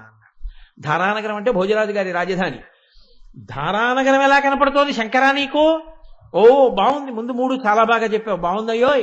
ఏది 4 ఎలా సరిపోతుంది? ధారానగరం ఎలా సరిపోతుంది చెప్పు అంటే, అమ్మా ధారానగరము భోజరాజు గారి చేత పరిపాలింపబడినదైనా నీ కన్నులు కృపాధారాధార, కన్నులలోంచి కృప అలా కురుస్తూనే ఉంటుంది. ఎన్ని తప్పులు చేసిన వాడైనా సరే అమ్మా అంటే చాలు రక్షించేస్తాం. ఎంత కృప కలిగిన దానివమ్మా, ఎంత కారుణ్యమున్న దానివమ్మా. కాబట్టి కృపాధారాధారా కిమపి మధురా. అమ్మా నీ కన్నులు చూస్తే మధురానగరం గుర్తొస్తోందన్నారు. నా కన్నులకి మధురానగరానికి పోలికేమిటి శంకరా అంటే, అమ్మా కొంతమంది ఇలా చూస్తే ప్రాణం తీసుకోవాలనిపిస్తుంది. అలా ఉంటుంది ఆ చూపు. ఎక్సరే అయినా కొన్నిటి లోపలికి వెళ్ళి చూడలేదేమో కానీ ఒక్కొక్కడి చూపు అలా ఉంటుంది. ప్లాట్ఫారాల మీద, బస్ స్టాండ్లలోనూ, రోడ్ల మీద, చెట్ల పక్కన వాళ్లే కదండి. కాబట్టి గంబంబు వ్రేయుచు వెటపాటవాడు మొలయనంతంత చేరువ బొలయునింటి చూచున తంది బొరిబొరి కీచకుండు అంటాడు. ఆ చూపులలో ఉండేటటువంటి ఆకలి ఎలా ఉంటుందో తిక్కన గారు మహాభారతం విరాట పర్వంలో కీచకుడి యొక్క చూపుల్లో చూపిస్తారు ఆ ద్రౌపదిని చూడటంలో. అమ్మా నీ చూపులు అటువంటి చూపులు కావమ్మా, తీయటి పదార్థం పిల్లాడికి ఎంత సంతోషంగా ఉంటుందో, నీ చూపులు అమ్మ చూపులై లోకాన్ని కాపాడడానికి అమ్మ చూపులుగా అంత మాధుర్యంతో ఉంటాయమ్మా. కాబట్టి కృపాధారాధారా కిమపి మధురా భోగవతికా. ఇప్పుడు అంటున్నారు భోగవతి. భోగవతి అనేటటువంటిది కాంబాత్ అనేటటువంటి ప్రదేశంగా గుజరాత్ లో ఉంది. భోగవతిక, నీ అనుగ్రహము వలననే లోకములో ఎన్ని భోగములున్నాయో అన్ని భోగములను పొందడానికి కావలసినటువంటి ఐశ్వర్యమును స్థితిని పొందుతాడు. మీరు ఒక విషయాన్ని బాగా జ్ఞాపకం పెట్టుకోవాలి. భోగము అన్న మాటకు అర్థం ఏమిటో తెలుసా అండి? అనుభవించుట అని అర్థం. ఐశ్వర్యం వేరు, భోగం వేరు. మీరు ఒక్కొక్కరిని చూశారో లేదో, కోట్లకి పడగలెత్తి ఉంటాడు, ఓ డొక్కు సైకిల్ మీద వెళ్ళిపోతుంటాడు. అంటే ఐశ్వర్యము దీని కొరకు అంటే వీడి గత జన్మల పుణ్యము ఐశ్వర్యమై ఉన్నది, ఇది వాడి బిడ్డలకు ఎడుతుంది. గత జన్మల పాపబలం ఎక్కువగా ఉంది, సైకిల్ మీదే వెళ్ళి దరిద్రం అనుభవిస్తుంటాడు. వాడికి లేక కాదు, వాడు వెళ్ళలేక కాదు, వాడు వెళ్ళడంతే. ఎందుకంటే వాడు దరిద్రం అనుభవిస్తాడు. అలాగే ఎప్పుడూ కొంతమంది నిలవబెట్టిన పదార్థమే తింటారు. కుచేల తాంబూలం అని లోకంలో ఒక సామెత ఉంది. ఎప్పుడూ ఎండిపోయిన ఆకులతోటే తాంబూలం, వాడు ఎప్పుడూ మంచి తాంబూలం వేసుకోడు. లేదా వాడు ఎప్పుడు నిలవలేని అప్పుడే ఉండిన పదార్థాన్ని వాడు తింటాడు. ఎందుకంటే ఎప్పుడు దాన్ని ఎందుకు పాడి చేయడం అని దాన్ని వీడి తినేస్తాడు, మిగిలిన వాళ్ళు చక్కగా వేడి తింటుంటారు. ఈ దరిద్రం వాడు అనుభవిస్తుంటాడు. అందుకే కొంతమంది మీరు తినేయండి నేను ఆఖరణ తింటానంటారు. ఎందుకు ఈ మాట అంటే, ఒకవేళ వీడు కలిసి తినేస్తే వాళ్ళ కోసం వీడేమైనా వదిలేస్తే, వాళ్ళు తినకుండా వదిలేస్తే పదార్థం పాడైపోయిందని అందరూ వదిలేసింది వీడు మొత్తం తినేస్తారు. ఆకలి ఉన్నా లేకపోయినా. దానికి ఆకలితో సంబంధం ఏం లేదు, అది ఇన్ఫినిట్. ఎంతైనా తినేస్తుంది ఆ కడుపు. దేని కొరకు? అది ఇంకోడికి పెట్టకుండా ఉండడం కొరకు. ఇలాంటి దీన్నే రుద్రాధ్యాయంలో మాట అంటారు, ద్రాపేయం ధస్వస్పతే దరిద్రం నీలలోహిత ఏషాం పురుషాణాం ఆభేర్మో రోమో ఏచాం కించనా మమత్ అంటుంది మంత్రం. ఇంట్లో ఐశ్వర్యం ఉండడం వేరండి, ఐశ్వర్యాన్ని అనుభవించడం వేరు. ఐశ్వర్యం ఉండడానికి, ఐశ్వర్యం అనుభవించడానికి మధ్యలో వచ్చి నిలబడేది ఎవరంటే అలక్ష్మి. అలక్ష్మీర్మే నశ్యతాం త్వాం రుణే ఆదిత్యవర్ణే తపసోధి జాతో వనస్పతస్తవ వృక్షోధ బిల్వః తస్య ఫలాని తపసా నృదంతు మాయాంతరాయాశ్చ బాహ్యా అలక్ష్మీః ఉపైతుమాం దేవసకః కీర్తిశ్చ మణినాసః అని శ్రీ సూక్తంలో అడుగుతాం. అమ్మవారు శ్రీఫలం ఆ శ్రీవృక్షం కింద కూర్చుని తపస్సు చేసింది. కాబట్టి ఆ తల్లి అనుగ్రహం లేదనుకోండి, ఇంట్లో ఐశ్వర్యం ఉంటుంది, వీడికి అనుభవంలోకి రాదు. ఇంట్లో ఎప్పుడూ పళ్ళుంటాయి, ఎప్పుడూ స్వీట్లుంటాయి, వీడి ఒంట్లో డయాబెటీస్ ఉంటుంది. ఇంట్లో రకరకాల పచ్చళ్ళు ఉంటాయి, వీడికి బీపీ ఉంటుంది. ఇంట్లో మెత్తటి పరుపులు ఉంటాయి, వీడికి నిద్ర పట్టదు. అందుకని వీడు ఎక్కడ ఉంటాడంటే, చీకటి పడిన తర్వాత చీకట్లో ఎప్పుడు గోడల దగ్గర గొంతుల దగ్గర తిరుగుతూ ఉంటాడు. ఆయన ఏమిటంటే ఎప్పుడు చూసినా అలా తిరుగుతూ ఉంటాడు అంటే, ఆయనకి నిద్ర పట్టదండి పాపం, ఏం చేస్తాడు, అలా తిరుగుతుంటాడు రాత్రిళ్ళు. ఎప్పుడో తెల్లవారకట్ట 4ంటికి అందరూ అనుష్ఠానం చేసుకునే వేళ వీడికి నిద్ర పట్టి 9ంటికి లేస్తాడు. వీడి జీవితంలో సంధ్యావందనం ప్రాయశ్చిత్తం లేకుండా చేయలేడు. వాడి ప్రారంభం అంతే, 4ంటికే నిద్ర వస్తుంది వాడికి. మీరు కొంతమందిని చూడండి. నాకు ఒక ఆయన తెలిసిన ఆయన ఉండేవాడు, సభలో ఉంటే అదో ఇబ్బంది కూడాను, ఈయన చెప్పినందుకు సభలో చెప్పాడు అనుకుంటారు. 2-3 రోజులు పనులు పెట్టేసుకునేవాడు. పనులు పెట్టేసుకుని రాత్రి పగలు ఆ 2-3 రోజులు పనులన్నీ చేసేసుకునేవాడు. చేసేసుకుని సెకండ్ సాటర్డే సండే వస్తే శుక్రవారం రాత్రి పడుకుని శనివారం నాడు ఉదయం 10ంటికి లేచేవాడు. నోరు పొక్కిలించి టిఫిన్ తిని మళ్ళీ పడుకునేవాడు. మధ్యాహ్నం లేచి అన్నం తినేసి మళ్ళీ పడుకునేవాడు. రాత్రి లేచి పుక్కిలించి పలహారం చేసి మళ్ళీ పడుకునేవాడు. సోమవారం పొద్దున్న స్నానం చేసి ఆఫీస్కి వచ్చేవాడు. ఏం చేశారండి అంటే నవ్వేవాడు. నవ్వుతారేంటంటే ఏం చేశారంటే, శుక్రవారం రాత్రి పడుకుని ఇప్పుడే లేచారండి అనేవాడు. అయ్యి బాబోయ్, అలా ఎలా సంభవం అంటే, ఏముందంటే తినడానికి మా ఆవిడ లేపుతుంది, అప్పుడు లేచి నోరు పుక్కిలిస్తాననేవాడు. అందుకని కొంతమందికి అంత విచిత్రమైన స్వభావం ఉంటుంది. వీళ్ళకి ఎలా ఉంటుంది అంటే, ఒకడు భోగం కోసమే పుడతాడు, ఒకడు ఇంట్లో భోగం ఉన్నా అనుభవించలేడు. భోగము అనుభవము రెండూ కలియాలి అంటే ఈశ్వరానుగ్రహము ఉండాలి. ఇది ఏ భోగము పడితే ఆ భోగం కాదు, వేదం అనుమతించిన భోగం. ఇలా నేను జీవితంలో సుఖంగా గడపాలి అంటే అమ్మా భోగవతిక నీ అనుగ్రహం ఉండాలి. కాబట్టి విశాలా కళ్యాణి స్ఫుట రుచిరయోధ్యా కువలయై కృపాధారాధారా కిమపి మధురా భోగవతిక అవంతి దృష్టిస్తే బహునగర విస్తార విజయ. అవంతి, అవంతి అంటే ఉజ్జయిన్ మహాకాళ క్షేత్రం. మనం ఈ మధ్యకాలంలో కింద సంవత్సరంలో ఉంది వెళ్ళొచ్చాం కూడా భస్మాభిషేకం. ఆ ఉజ్జయిన్ క్షేత్రంలో మహాకవి కాళిదాస్ గారికి అమ్మవారు అనుగ్రహించినటువంటి గొప్ప క్షేత్రం. ఆ ఉజ్జయిని క్షేత్రంలో అమ్మవారు వెలిసి ఉంది. అక్కడ ఉన్నటువంటి అమ్మవారిని ఏ పేరుతో పిలుస్తున్నారు అంటే కృపాధారాధారా కిమపి మధురా భోగవతిక అవంతి సృష్టిస్తే. అవంతి అంటే ఉజ్జయిన్. అమ్మ అవంతి దృష్టిస్తే. అవంతి అన్న మాటకి అర్థం అవయ అంటే రక్షణ, రక్షింపబడుట. ఎంత కష్టంలో ఉన్నవాడైనా సరే అమ్మవారిని తలుచుకుంటే రక్షింపబడని వాడు ఉండడు. నేను ఎక్కడో గుంటూరులో ఉంది ప్రసాద్ బాబు గారు చెప్పాను. మీరు నమ్మండి నమ్మపోండి, నేను ఏమీ అబద్ధం చెప్పట్లేదు, మీతో పరమ సత్యం చెప్తున్నాను. ఒకరోజు రాత్రి నిద్రపోవడానికి వెళ్ళిపోతుంటే ఫోన్ మోగింది. అయ్యి బాబోయ్, ఇప్పుడు ఎత్తితే ఒక్కొక్కరు 45 నిమిషాలు మాట్లాడుతుంటారు. అందుని భయం రాత్రి పడుకోవడానికి వెళ్లే ముందు ఫోన్ ఎత్తడం అంటే. ఎత్తనా వద్దా అని ఆలోచించి సరే చూద్దామని ధైర్యం చేసి ఎత్తితే ఎవరో ఒక ఆవిడ ఏడుపు మొదలెట్టింది ఫోన్లో. ఏడుపు మొదలెడితే బాబు ఇదేంటి ఏడుస్తున్నారు ఈవిడెవరో అని.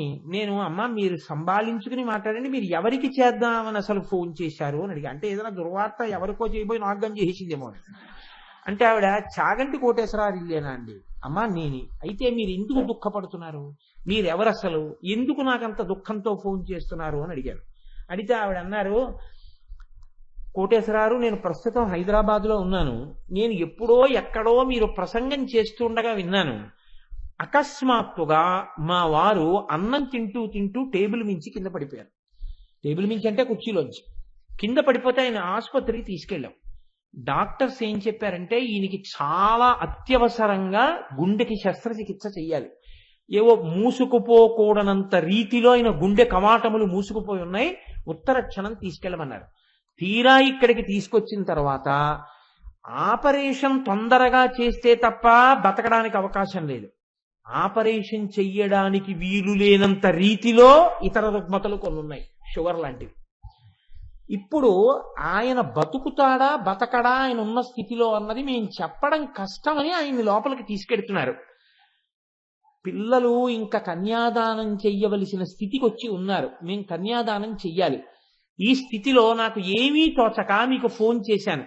మీరు నాకేమైనా ఉపశాంతి కలిగే మాటలు చెప్పగలరు. నాకు తెలుసు మీరేం మా ఆయన ప్రాణం పోయలేరు, నేను అటువంటి కోరికతో ఫోన్ చేయలే. ఆయన ఆపరేషన్ జరిగి తిరిగి వచ్చే వరకు నా మనస్సు పూనికతో పట్టుకుని ఇది ఉన్నది అని నమ్ముకోవడానికి ఏదైనా ఉందా, ఒక్క మాట నాకు చెప్తారా? నేను అది నమ్ముకుని అది నన్ను రక్షిస్తుంది అని నమ్ముకుని చదువుకుంటాను. ఆ తర్వాత ఎలా ఉండనివ్వండి, మీరేం చేయగలరు, ఒక్క మాట నాకేమైనా చెప్తారా అని అడిగారు. నాకు ఆ తల్లి కోరిక చాలా సమంజసంగా అనిపించింది.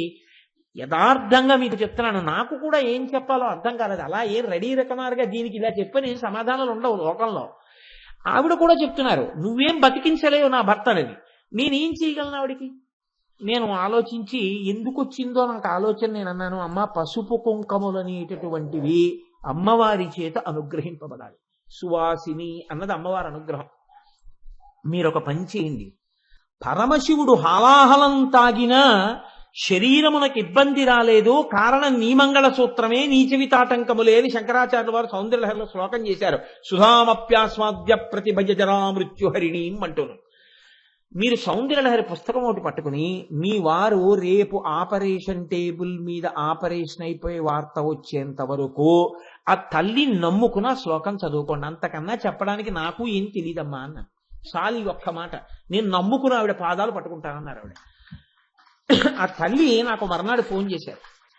ఫోన్ చేసి ఆవిడ అన్నారు, మేము యథార్థం చెప్తున్నామమ్మా, మా పురుష ప్రయత్నమే తప్ప ఈయన బతుకుతారు అనేటటువంటి నమ్మకంతో మేం చేయలేదు, కానీ ఈశ్వరుని యొక్క అనుగ్రహం అన్నది చాలా గొప్పది, అందుకే ఆయన అనుగ్రహమే ఈయన్ని బతికించిందమ్మా. నిజంగా ఈ ఆపరేషన్ ఎలా సక్సెస్ అయిందో మాకు ఆశ్చర్యంగా ఉంది. మీ ఆయన బతికారు తల్లి, నీ పసుపు కుంకాలు నిలబడ్డాయన్నారు డాక్టర్లు. నేనైతే ఏం నమ్ముతున్నానంటే డాక్టర్లు కూడా ఆ అమ్మవారి చేతి ఉపకరణములై నా పసుపు కుంకములు నిలబడేటట్టుగా ఆయనకి ఉన్న రుగ్మతని తీయగలిగినటువంటి ఆ బుద్ధి నైపుణ్యమును అమ్మవారు వారి యందు ప్రచోదనం చేసి నా భర్త నాకు దక్కేటట్టుగా ఆ వైద్యులే సాక్షాత్ అమ్మవారి స్వరూపులై నా కంటెదుట నిలబడి నన్ను కాపాడారని చెప్పి నేను నమ్ముకుంటున్నానండి. వారి యందు ఆ అమ్మవారి అనుగ్రహం ప్రసరించి బతికారు. నేను చేసిన ప్రార్థన ఇలా ఫలించింది అని నమ్మి ఆ తల్లిని పసుపు కుంకాలతో పూజ చేసుకుంటున్నానండి అని ఫోన్ చేశారు. చాలమ్మా, మంచి మాట చెప్పారు తల్లి, చాలా సంతోషం అని చెప్పాను. ఆ తర్వాత ఇంకెప్పుడు నాకు ఆవిడ ఫోన్ చేయలేదు. 10 కాలాలకే ఆవిడ అలా పసుపు కుంకాలతో ఉండాలనే నా కోరికే. కాబట్టి చూడండి, నేను మీకు ఈ మాట ఎందుకు విజ్ఞాపన చేశాను అంటే, అలాంటి ఫోన్లు నాకు చెయ్యమని కాదు నా ఉద్దేశం. చెయ్యకపోతేనే నేను సంతోషిస్తాను. నాకు ఏం తెలియదు, నేనేం చెప్పలేను. కాబట్టి కృపాధారాధారా కిమపి మధురా భోగవతిక, ఆ సమస్త భోగములకు ఆలవాలమై వేదము చేత అంగీకరింపబడినటువంటి భోగము నీవు అనుభవించడానికి ఆస్కారం ఎక్కడ ఉన్నది అంటే అమ్మవారి అనుగ్రహంలో ఉన్నది. కాబట్టి కిమపి మధురా భోగవతిక అవంతి దృష్టిస్తే, అవంతి అంటే రక్షణ, ఎటువంటి వారినైనా రక్షించగలిగిన శక్తి కలిగిన కన్నులు ఇలా చూసిందా రక్షింపబడిపోతాడంతే. అవంతి దృష్టిస్తే బహునగర విస్తార విజయ, ఆఖరి నగరం విజయనగరం. విజయనగరం సమస్త కార్యముల యందు మీకు విజయమును కృప చేయగలిగినటువంటి నగరం ఏదున్నదో అది అమ్మవారి కన్నుల యందు ఉన్నది. మీరు ఒక కార్యాన్ని చేపడితే ఆ కార్యం విజయవంతం కావాలంటే ఆ తల్లి యొక్క అనుగ్రహ దృష్టి ప్రసారం జరగాలి. కాబట్టి ఇప్పుడు ఆ తల్లి కన్నులు మీనములై వక్త్ర లక్ష్మీ పరివాహ చలన్మీనాభలోచన అయి ఉంటే ఆ తల్లి మీకు ఎన్ని రకములైన ఉపకారములు కావాలో అన్నీ ఎక్కడి నుంచి వస్తాయి, అన్నీ ఆవిడ కన్నుల్లోంచే వస్తాయి. కాబట్టి అసలు మీనాక్షి అన్న నామాన్ని జీవితంలో అనుసంధానం చెయ్యకుండా వక్త్రలక్ష్మీ పరివాహ చలన్మీనాభలోచన అని అనకుండా, వక్త్రలక్ష్మీ పరివాహ చలన్మీనాభలోచన గురించి వినకుండా బ్రతికితే అది కృతజ్ఞత అవుతుందా కాదా నాకు చెప్పండి. ఇందులో ఏది మనకు అక్కర్లేకుండా మనం బతకగలం. ప్రతి కారుణ్యము ఇన్ని చీలిక పేలికలై ఇన్ని పాయలై ప్రవహించిన అమ్మవారి కారుణ్యమంతా కూడా మనకి కావలసిందే. కాబట్టే శంకర భగవత్పాదులు అమ్మవారి కన్నులు కారుణ్యములకు నిలయములైతే ఆ కారుణ్యము ఎన్ని పాయలుగా ప్రవహిస్తోందో, ఏ పాయ దగ్గర ఏ ఊరు ఏర్పడి ఎలా దప్పిక ఉపశాంతిని పొంది వృద్ధి చెందుతోందో అలా ఎవరు ఎక్కడ ఎలా వృద్ధి చెందినా ఆ వృద్ధికి హేతువు అమ్మవారి యొక్క దృష్టియే. ఆ తల్లి అనుగ్రహంతోనే అటువంటి వృద్ధిని పొందుతున్నాడు తప్ప ఆ అమ్మవారి అనుగ్రహము లోపించిన నాడు ఎవ్వడు ఎందులోనూ వృద్ధిలోకి రాలేడు. ఈ విషయాన్ని నిర్ధారణ చేస్తున్నారు జగద్గురువులు కనుక. కానీ ఆయన చాలా గమ్మత్తైనటువంటి విషయాన్ని కూడా శంకర భగవత్పాదులే చెప్పాలి. ఎందుకంటే వసిన్యాది దేవతలు ఒక్క మాట చెప్పి వదిలిపెట్టారు. శంకరాచార్యులు వారు ఈ కన్నుల గురించి ఒక పట్టాన్ని విడిచిపెట్టలేదు. ఎందుకు విడిచిపెట్టలేదో తెలుసా అండి?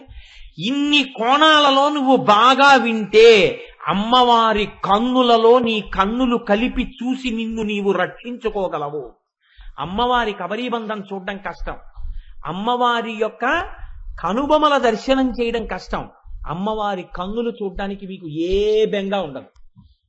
అసలు ఇంకా మాటకొస్తే ఏ తల్లి కన్నులలోనైనా మీరు అమ్మ కన్నులు చూడవచ్చు. కాబట్టి అమ్మవారి కన్నులు మీకు ఎదురుగుండా కనపడుతున్నాయి. అసలు ఆ నల్లటి కన్నులతో ఆ తల్లి లోకాన్నంతటినీ చల్లని తల్లి అయి పోషిస్తూ ఉంటుంది. అమ్మ కన్నుల గురించి వింటే, అమ్మ కన్నుల గురించి 4 మాటలు ఆ నామం చెప్తే ఆ చల్లని తల్లి పొంగిపోయి మనందరినీ కూడా ఒడిసి పట్టుకుని చంద్రశేఖర పరమాచార్య స్వామి వారి మాటల్లో అయితే ఉత్తర క్షణంలో ఎత్తుకుని తన ఒళ్ళో కూర్చోబెట్టుకుంటుంది అన్నారు పరమాచార్య వారు. ఎవరు అమ్మవారి కన్నులను అనుసంధానం చేస్తాడో, ఆ కన్నుల యొక్క నల్లతనానికి నమస్కరిస్తాడో, ఆవిడ దృష్టి వైభవాన్ని గమనిస్తాడో వాడు ఆ ఆనందం పొందిన మరుక్షణంలో వాడు ఉన్నది ఎక్కడా అంటే బిడ్డడై జగజ్జనని యొక్క తొడ మీద వాడు కూర్చునుంటాడు అని చెప్పారు పరమాచార్య. నడిచే దేవుడు, వారి మాట ఉత్తినైపోదు.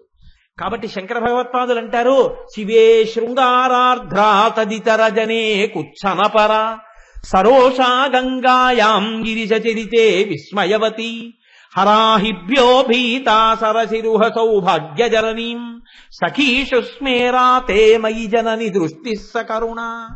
శంకరాచార్యుల వారు తప్ప ప్రపంచంలో బహుశः ఎవ్వరూ ఇటువంటి శ్లోకం చెప్పలేరు. ఆయనకే చెల్లింది. అమ్మవారి కళ్ళల్లో నవరసాలున్నాయన్నారు శంకరాచార్యులు వారు. ఎందుకని మీరు చూడండి, ఒక పెదవి ఉందనుకోండి కొన్ని రసాలు చెప్పగలదు. భయానకం ఉందనుకోండి పెదవులు అదిరిపడుతూ తెలుస్తాయి. కోపం ఉందనుకోండి పెదవులు అదిరిపడుతూ తెలుస్తాయి. ముక్కు ఉందనుకోండి ఎర్రబడిపోతే శోకరసం తెలుస్తుంది, కరుణారసం తెలుస్తుంది. తప్ప మీకు 9 రసాలు చెప్పగలిగినవి మనిషి శరీరం మొత్తం మీద ఒక్క కళ్ళే. కళ్ళొక్కటే 9 రసాలు చెప్తాయి. ఈ 9 రసాలు మనుష్యుల గురించి చెప్పడం కాదు, అమ్మవారి కళ్ళల్లోకి తీసుకెళ్లారు శంకరాచార్యుల వారు. దేని కొరకు అంటే ఆయన ప్రజ్ఞ ఏమిటంటే, అయ్యో ఇలా చెప్తే మనకి ఇవన్నీ అవసరమా అని అహంకారంతో చుట్టలేదేమో. ఒక్కసారి ఇలా చెప్పినప్పుడు ఆయా కోణాల్లో అమ్మవారి కన్నులు ఎవరికైనా ఇక్కడ మెదిలితే ఉత్తర క్షణంలో వాడు అమ్మవారి కన్నుల యొక్క దృష్టికి లోనవుతాడు. అంతే, వాడు బాగుపడిపోతాడు. ఇది ఆయన బెంగ. దానికోసం వారు ఎంత గొప్పగా మాట్లాడతారో చూడండి. శివే శృంగారార్ధ్ర. ఆర్ధ్ర అంటే తడి. అమ్మవారుట తడిపేసిందిట. అబ్బా ఆయన ప్రేమలో తడిసిపోయానండి అంటారు కొంతమంది. అమ్మవారుట శంకరుణ్ణి తన యొక్క ప్రేమ చేత, తన యొక్క శృంగారము చేత, శృంగారము అంటే ఇక్కడ మీరు దోషభూయిష్టమైనటువంటి దానిగా తీసుకోకూడదు, అపారమైనటువంటి ప్రేమ చేత శివుణ్ణి తడిపేసిందిట. ఈ మాట ఎందుకంటున్నారు అంటే, ఎక్కడ అమ్మవారు ఉంటుందో అక్కడ శివుడు ఉంటాడు. వాళ్ళిద్దరూ లేకపోవడం అన్నది ఉండదు. ఈ మాట నేను అన్నప్పుడు మీరు నన్ను ఒకటి అడగచ్చు, ఏమండి ఎక్కడ అమ్మవారు ఉంటుందో అక్కడ శివుడు ఉంటున్నాడు అంటున్నారు కదా, ఇప్పుడు ఈ అమ్మవారిలో శివుడు ఎక్కడున్నాడని మీరు అడగచ్చు. అమ్మవారిలో శివుడు ఉన్నాడు.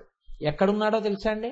శంకరాచార్యులు వారే అన్నారు, త్వయా హృత్వా వామం అపరిపరితృప్తేన మనసా అన్నారు.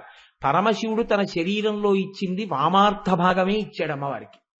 వామార్థ భాగం ఇస్తే కూర్చున్నది ఎవరు కూర్చున్నారు అంటే శంకరుడు కూర్చుని ఉంటాడు. వాగర్ధ వివ సంపృక్తం వాగర్ధ ప్రతిపత్తయే జగత పితరవ్ వందే పార్వతీ పరమేశ్వరో. వాళ్ళిద్దరూ విడివడి ఉండరు కాబట్టి ఇప్పుడు శంకరుడే కూర్చున్నాడు. శంకరుడే కూర్చుంటే అసలు నిజానికి ఈ సగమే మా అమ్మ. మరి ఈ సగం కూడా అమ్మలా ఎందుకు కనపడుతోంది అంటే, ఆయన స్ఫటికం లాంటి తెలుపు, ఈవిడ కుంకం పువ్వు లాంటి ఎరుపు.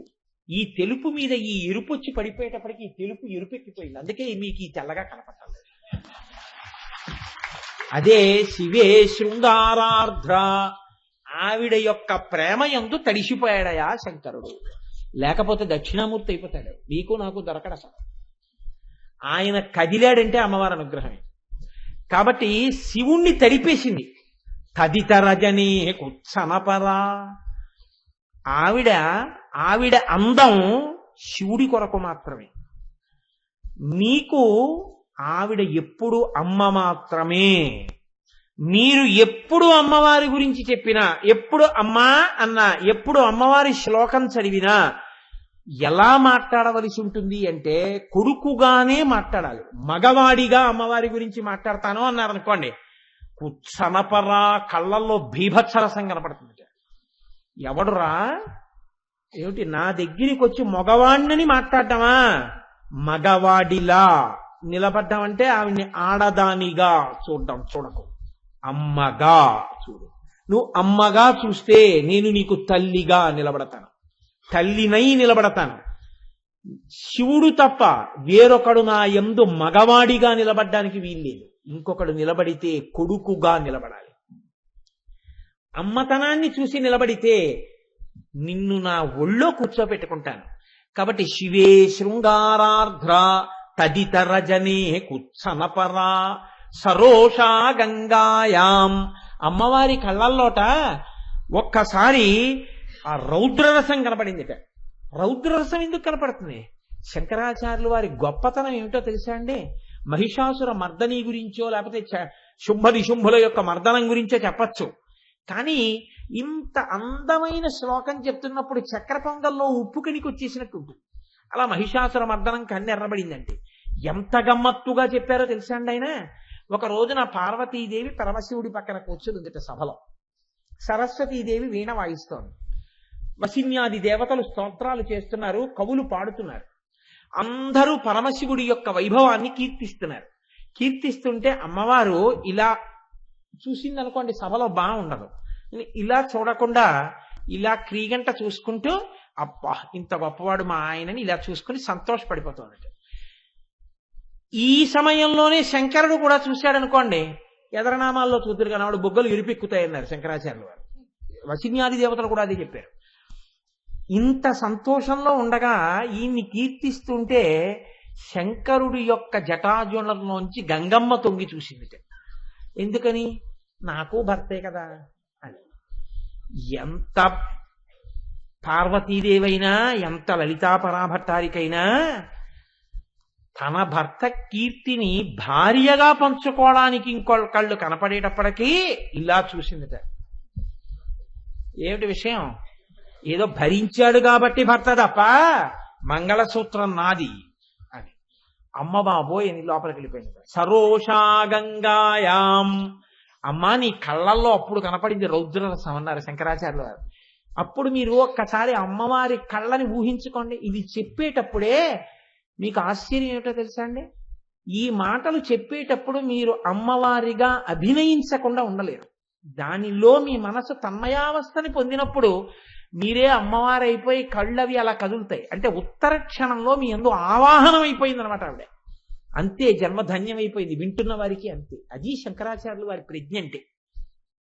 సరోషా గంగాయాం గిరిశ చరితే విస్మయవతి. అసలు ఆవిడ తెల్లబోయినట్టుండడం, ఆశ్చర్యానికి లోనైపోవడం, ఇంత అద్భుతమా అని ఉండడం ఎప్పుడూ ఉండదు. మీరు చూడండి, ఓ నలుగురు నిలబడతారు. నలుగురు నిలబడితే ఓ ఇద్దరు ఏదో చాలా విచిత్రంగా గమ్మత్తుగా మాట్లాడుకుంటుంటారు. మాట్లాడుకుంటుంటే ఈ మిగిలిన ఇద్దరు నవ్వుకుంటుంటారు. నవ్వుకుంటుంటే ఈ మూడు ఆయన అంటాడు అకస్మాత్తుగా, ఒరే కోటేశ్వరాన్ని చూడండి ఎలా తెల్లబోయి అలా నోరు తెరుచుకుని ఉండిపోయారో అంటాడు. అంటే ఈయన వీళ్ళిద్దరితో పాటు ఈయన చూసి వీళ్ళిద్దరికన్నా ఆయన మొహం ఆశ్చర్యంగా ఉంది. ఎందుకంటే అని ఉండిపోయాడు. అసలు అన్నీ తెలుసున్నావిడ.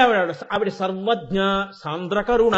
అలాంటి తల్లి పరమశివుడి యొక్క అద్భుత గాథలు చెప్తుంటే, ఓహ్ ఒకటా రెండా?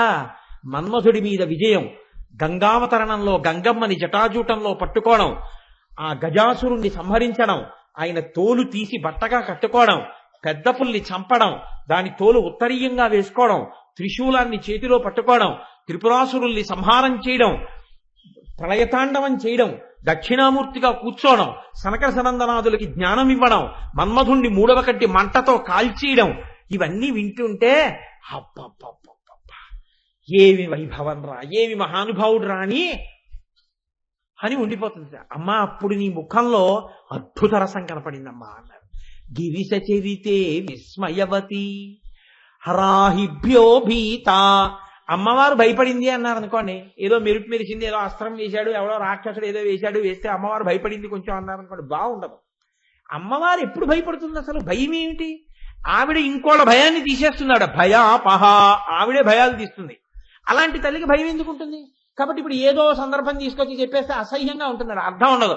వెనకటికి ఎవడో పొగిడి పొగిడి పొగిడి పొగిడి ఇంకెంత పొగడాలో చేత కాక మహానుభావుడు ఈయనంతటి కీర్తిశేషుడు ఎవడున్నాడంట అంటే అది ఎంత అసహ్యంగా ఉంటుంది. అలాగా ఏదో పొగుడుతున్నాం కదా అని అమ్మవారి కళ్ళల్లో భయానక రసం చూపించాలి అని ఏదో సన్నివేశాన్ని వర్ణించారనుకోండి, శంకరాచార్యులు వారి ప్రజ్ఞ ఎలా అవుతుంది? కాబట్టి ఆయన ఎంత చమత్కారం ఎంచుకున్నారో చూడండి. హరాహిభ్యో భీత. పరమశివుడి గురించి చెప్తుంటే, అద్భుతమైన కథలు వింటుంటే, శంకరుడు ఒకసారి తన కుడి చేత్తో అమ్మవారి ఎడం చేతిని, ఎందుకని అమ్మవారి ఎడం చేయి ఆయన కుడి చేతి పక్కన కదండి ఉంటుంది, ఓసారి తన చిటికిని వేలుతో ఇలా అన్నట్ట. ఇలా అంటే ఆవిడ ఒక్కసారి ఉలిక్కి పడి ఇలా చూసింది. ఏమిటా వినడం అంటే, నా కథలకు అంత తన్మయం అయిపోతున్నావా అన్నిట. అనేటప్పటికీ తన్మయం అయిపోవడం ఏమిటి, అబ్బా ఏమి కథలు అనుకుందిట. ఈ అనుకున్న సమయంలోనే ఆవిడికి ఎంత ప్రేమ పొంగిపోయిందంటే, మా ఆయన ఇంత గొప్పవాడు అని సంతోషం వేసింది. అదే సమయంలో శంకరుడి యొక్క కుడి చేతి మీద ఆయన వేసుకున్నటువంటి పులితోలు కప్పింది. అమ్మవారి పవిట కొంగు ఇలా కిందకి జారి తన ఎడం చేతిని కప్పింది. ఎవ్వరూ చూడటం లేదు కదా అని సంతోషంతో శంకరుడి చెయ్యి పట్టుకుని ఇలా కూర్చుంది మా ఆయన అని సంతోషంలో. శంకరుడి ఒంటి నిండా పావులే ఆభరణాలు, ఆయన చేతికి ఓ పిల్లపాం ఉంది. ఇప్పుడు ఆ పిల్లపాం పక్కన అమ్మవారి చెయ్యి తగలగానే ఈ పిల్లపాం అక్కడి నుంచి జారి ఈవిడి చేతి మీదకి ఎక్కింది. చల్లగా తగిలేటప్పటికి ఆవిడ ఇలా చూసింది, పాము ఎక్కుతోంది అంది. హరాహిభ్యో భీత, శంకరుడి ఒంటి మీద పాము నీ మీదకి ఎక్కుతుంటే అమ్మా నీ కళ్ళల్లో భయం కనపడింది అన్నారు శంకరాచార్య. ఎంత చమత్కారంగా చెప్పారో చూడండి. హరాహిభ్యో భీత సరసిరుహ సౌభాగ్యజననీ, అమ్మవారి కళ్ళల్లో వీరరసం చెప్పాలి. వీరరసం అంటే మళ్ళీ యుద్ధాలు చెప్తే బాగుండదు. ఎంత గమ్మత్తుగా చెప్పారంటే శంకరులు అన్నారు, అసలు ఎర్ర తామర పూలు అన్నవి లోకంలో లేవమ్మా. అదేమిటి శంకర, ఎర్ర తామరలు లేవా? మరి అదేమిటి, ఎర్ర తామరలు ఉన్నాయి కదా లోకం అంతా. మనం అష్టదళ పాద పద్మారాధనలో పూజ చేశాం కదా, కాపవరం సూర్యనారాయణ గారి కొలల నిండా అవే. కాబట్టి మరి ఎర్ర తామరలు ఉన్నాయి కదా అంటే శంకరాచార్యులు వారు అన్నారు, ఉట్టిది డాబు, అవి ఎర్ర తామరలు కావమ్మా. తెల్ల తామర పూలు ఒకానొకసారి పందెం వేసుకున్నాయి. పందెం వేసుకుని అమ్మవారిని పద్మాక్షి పద్మాక్షి అంటారు, మాలాగే ఉంటాయి కదా అమ్మవారు అని చెప్పి తామర పూలు దగ్గరికి వచ్చాయి.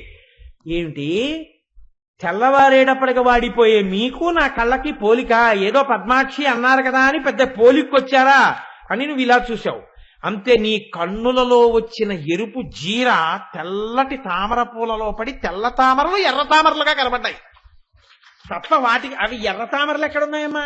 నీ కంటి ఎరుపు వాటిలో పడి ఎర్రతనాన్ని పొందాయి. కాబట్టి నీ ఎరుపు జీరతో తెల్ల తామరలను ఎర్ర తామరలు చేసి గెలిచావు. కాబట్టి సరసిరుహసౌ భాగ్యజననీ. అబ్బో శంకరా, నిజంగానే నీ నిరసాలు నా కళ్ళల్లో కురిపించానో లేదో కానీ ఎప్పుడు చూసావయ్యా ఇవన్నీ అంది అమ్మవారు. మరి శంకరా ఇంకా హాస్యరసం. సఖీషుస్మేరాతే, నీ చెలికెత్తెలతో కలిసి నువ్వు ఆడుకుంటుంటావు కదా, శారదా నవరాత్రులకి మన వాళ్ళు ఇక్కడ చేస్తుంటారు. గల్లు గల్లున కాలి గజ్జలంజలు మోయ కలహంస నడకాల కలికి ఎక్కడికే అని ఒక ఆవిడంది. అని అదేంటి, జడలో నా గంగాను ధరించుకొన్నట్టి జగములేలే సాంబా శివుని సన్నిధికే అని ఇంకో ఆవిడంది. భార్య భర్త దగ్గరికి వెడుతోందంటే ఏమి ఇబ్బంది ఉండదు. ప్రేమతో నెత్తి మీద ఇంకో ఆవిడిని పెట్టుకున్న ఆయన దగ్గరికి ఈవిడ తగుదనమ్మా అని వెడుతూ ఉంటుందంటే హాస్యమా కాదా అది? గల్లు గల్లున కాలి గజ్జలందలు మోయ కలహంస నడకాల కలికి ఎక్కడికే అని అడిగితే నీ మీద ప్రేమ ఉన్న సాంబా శివుని సన్నిధికే అంటే పర్వాలేదు. ఏంటి, జడలోన గంగాను ధరించుకున్నట్టి జగములేలే సాంబా శివుని సన్నిధికే అంటే నెత్తి మీద పెళ్ళం ఇంకోతి. ఇప్పుడు ఈవిడ తెలుసు ఇది తన్ని వెటకారం ఆడమేనని, అందుకని ఆవిడంది ఏం కాదు, లోకాలనన్నిటినీ తన కన్నులతో పాలించే సాంబా శివుని సన్నిధికే అంటూ అమ్మవారు చిరునవ్వు నవ్వుతూ ముందుకెళ్ళిందిట. అలా తన చిలికెత్తెలతో హాస్యం ఆడినప్పుడు అమ్మా నీ కళ్ళల్లో హాస్యరసం కనపడిందమ్మా అన్నారు. సఖీషుస్మేరాతే. మరి కరుణరసం ఇప్పుడు అంటే, అమ్మ నువ్వు దక్ష ప్రజాపతి కూతురుగా ఉండగా నీ మాట తండ్రి మందించకపోతే అప్పుడు నువ్వు దేహత్యాగం చేశావు, అప్పుడు కరుణారసం కనపడిందమ్మా అని చెప్పచ్చు. కానీ బాగుండదు ఆ శ్లోకం చెప్పేటప్పుడు. ఆయన అన్నారు శంకరాచార్యులు వారు, ఇంకెప్పుడమ్మా, నన్ను చూసినప్పుడే అన్నారు. నీ కొడుకుని కదా, నీ చెలికెత్తెలు వచ్చి శంకరాచార్యులు వారు వచ్చారమ్మా అంటే అయ్యో అయ్యో అయ్యో పిల్లాడు వచ్చాడా, రమ్మను అంటే అమ్మా నేను నీ దగ్గరికి వస్తుంటే నన్ను చూడగానే నన్ను ఎంత కారుణ్యంతో చూసావమ్మా. కాబట్టి ఇప్పుడు ఏమైంది, నా మీద కరుణారసం చూపించావు. కాబట్టి మయి జనని దృష్టి కరుణ, నా మీద నన్ను చూసినప్పుడు కరుణ. శంకరాచార్యులు వారి శ్లోకంలో ఉన్న గొప్పతనం ఏమిటో తెలుసా అండి? మీరు అమ్మవారి కన్నుల వంక చూసి ఈ శ్లోకం ఎప్పుడు చెప్పినా మయి అన్నప్పుడు మీరే శంకరులు కాదు. మయి జనని అమ్మా నన్ను చూసినప్పుడు అన్నప్పుడు దృష్టి సకరుణ వక్తరలక్ష్మి పరివాహ చలన్మీన అవలోచనాయై మీనాక్షి దృష్టి మీ మీద పడిపోయేటట్టుగా శ్లోకాన్ని మలిచేశారు ఆయన. బాగుంది. కానీ శంకర రసాలన్నింటిలో గొప్పది 9 శాంతరసం, అది ఏది చెప్పలేదే. శివే శృంగారార్ధ్ర తదితరజనే కుచ్చనపర సరోషా గంగాయాం గిరిశచరితే విస్మయవతి సఖీషు స్మేరాతే మయి జనని దృష్టి హరాహిభ్యో భీత మయి జనని దృష్టి సకరుణ. మరి శాంతరసం ఇది. 9వ రసం ఉండాలి కదా, 8 కదా చెప్పావు నువ్వు అంటే శంకరాచార్యులు వారు అన్నారు, అసలు శాంతరసం లేని వాడికి 8 రసాలు ఎక్కడ ఉంటాయమ్మా? శాంతంగా ఉంటావు కాబట్టే మిగిలిన 8 ఉన్నాయి. మా అమ్మ శాంతంగా ఉంటుందని చెప్తే అంతకన్నా హాస్యం ఉందా? నీ రూపమే శాంతం, ఇంకా వేరే చెప్పాలా అన్నారు. అందుకని శాంతం గురించి నేను చెప్పనన్నారు. అందులో 9 ఉన్నాయా లేవా?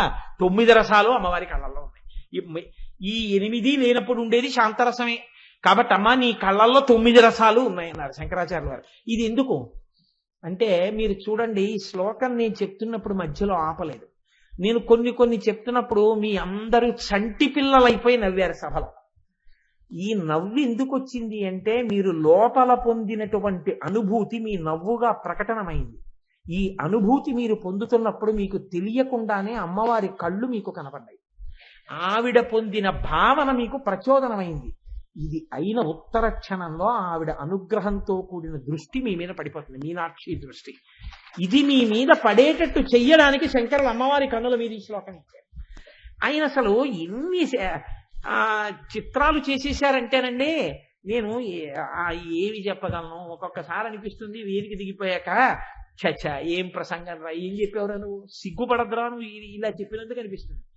మహాసముద్రాలు ఏదో చెప్పేశాననిపించి ఎన్ని శ్లోకాలు, ఎంతమంది ఎంత అనుభవించారో ఏం చెప్తాం. వక్త్రలక్ష్మి పరివాహచలం మీ నాభలోచనావు 3 నెలలు చెప్పండి అంటే సంతోషంగా ఉంటుంది. లలితా సహస్రం చెప్పండి అంటే ఏం చెప్తాం. కాబట్టి చూడండి, ఆయన అంటారు, దృశాద్రాఘీయస్యాదరదలిత నీలోత్పల రుచ దవీయాంసం దీనం స్నపయ కృపయా మమపి శివే అనేనాయం ధన్యో భవతి నచతే హానిరియత వనే వాహర్మ్యే వా సమకర నిపాతో హిమకరః. అమ్మా దృశాద్రాఘీయస్య, నువ్వు కళ్ళిలా తిప్పుతూ ఉంటావు. ఎందుకు తిప్పుతావు అంటే ఈ లోకములన్నీ ఎంతవరకు ఉన్నాయో అంతకన్నా ఎక్కువ దూరం నీ కళ్ళు తిరుగుతాయి. ఎందుకని? అమ్మో నా బిడ్డలందరూ ఎలా ఉన్నారో అని నువ్వు అలా చూసుకుంటూనే ఉంటావు. దరదళిత నీలోత్పల రుచ, అలా చూడ్డంలో నీ కన్నులు, దళిత అంటే విచ్చుకోవడం, దరదళిత అంటే విచ్చుకోని కన్నులు. నల్ల కలువ బాగా విచ్చేసుకుంది అనుకోండి, లోపల తెల్లతనం కనపడుతుంది. బాగా విచ్చుకోకూడదు, కొద్దిగా విచ్చుకుంది అనుకోండి. కొద్దిగా విచ్చుకున్నప్పుడు ఆ నల్ల కలువ దగ్గరికి వెళ్ళి మీరు ఇలా చూశారనుకోండి, ఆ నల్ల కలువ యొక్క రేకులు విచ్చుకుంటూ ఉండగా రేకుల యొక్క మొదటి భాగాల దగ్గర ఉన్న నీటి బిందువులు నల్లటి రేకుల కింద ఉన్నటువంటి తెల్లటి భాగం కనపడతాయి. అమ్మవారి కళ్ళు ఇలా విచ్చేసుకుంది అనుకోండి, కోపంగా ఉన్నట్టు, ప్రేమతో ఇలా ఉందనుకో, సంతోషంతో ఉన్నట్టు. అంటే దరదళిత, విచ్చుకోని నల్ల కలువలా ఉందమ్మా నీ దృష్టి.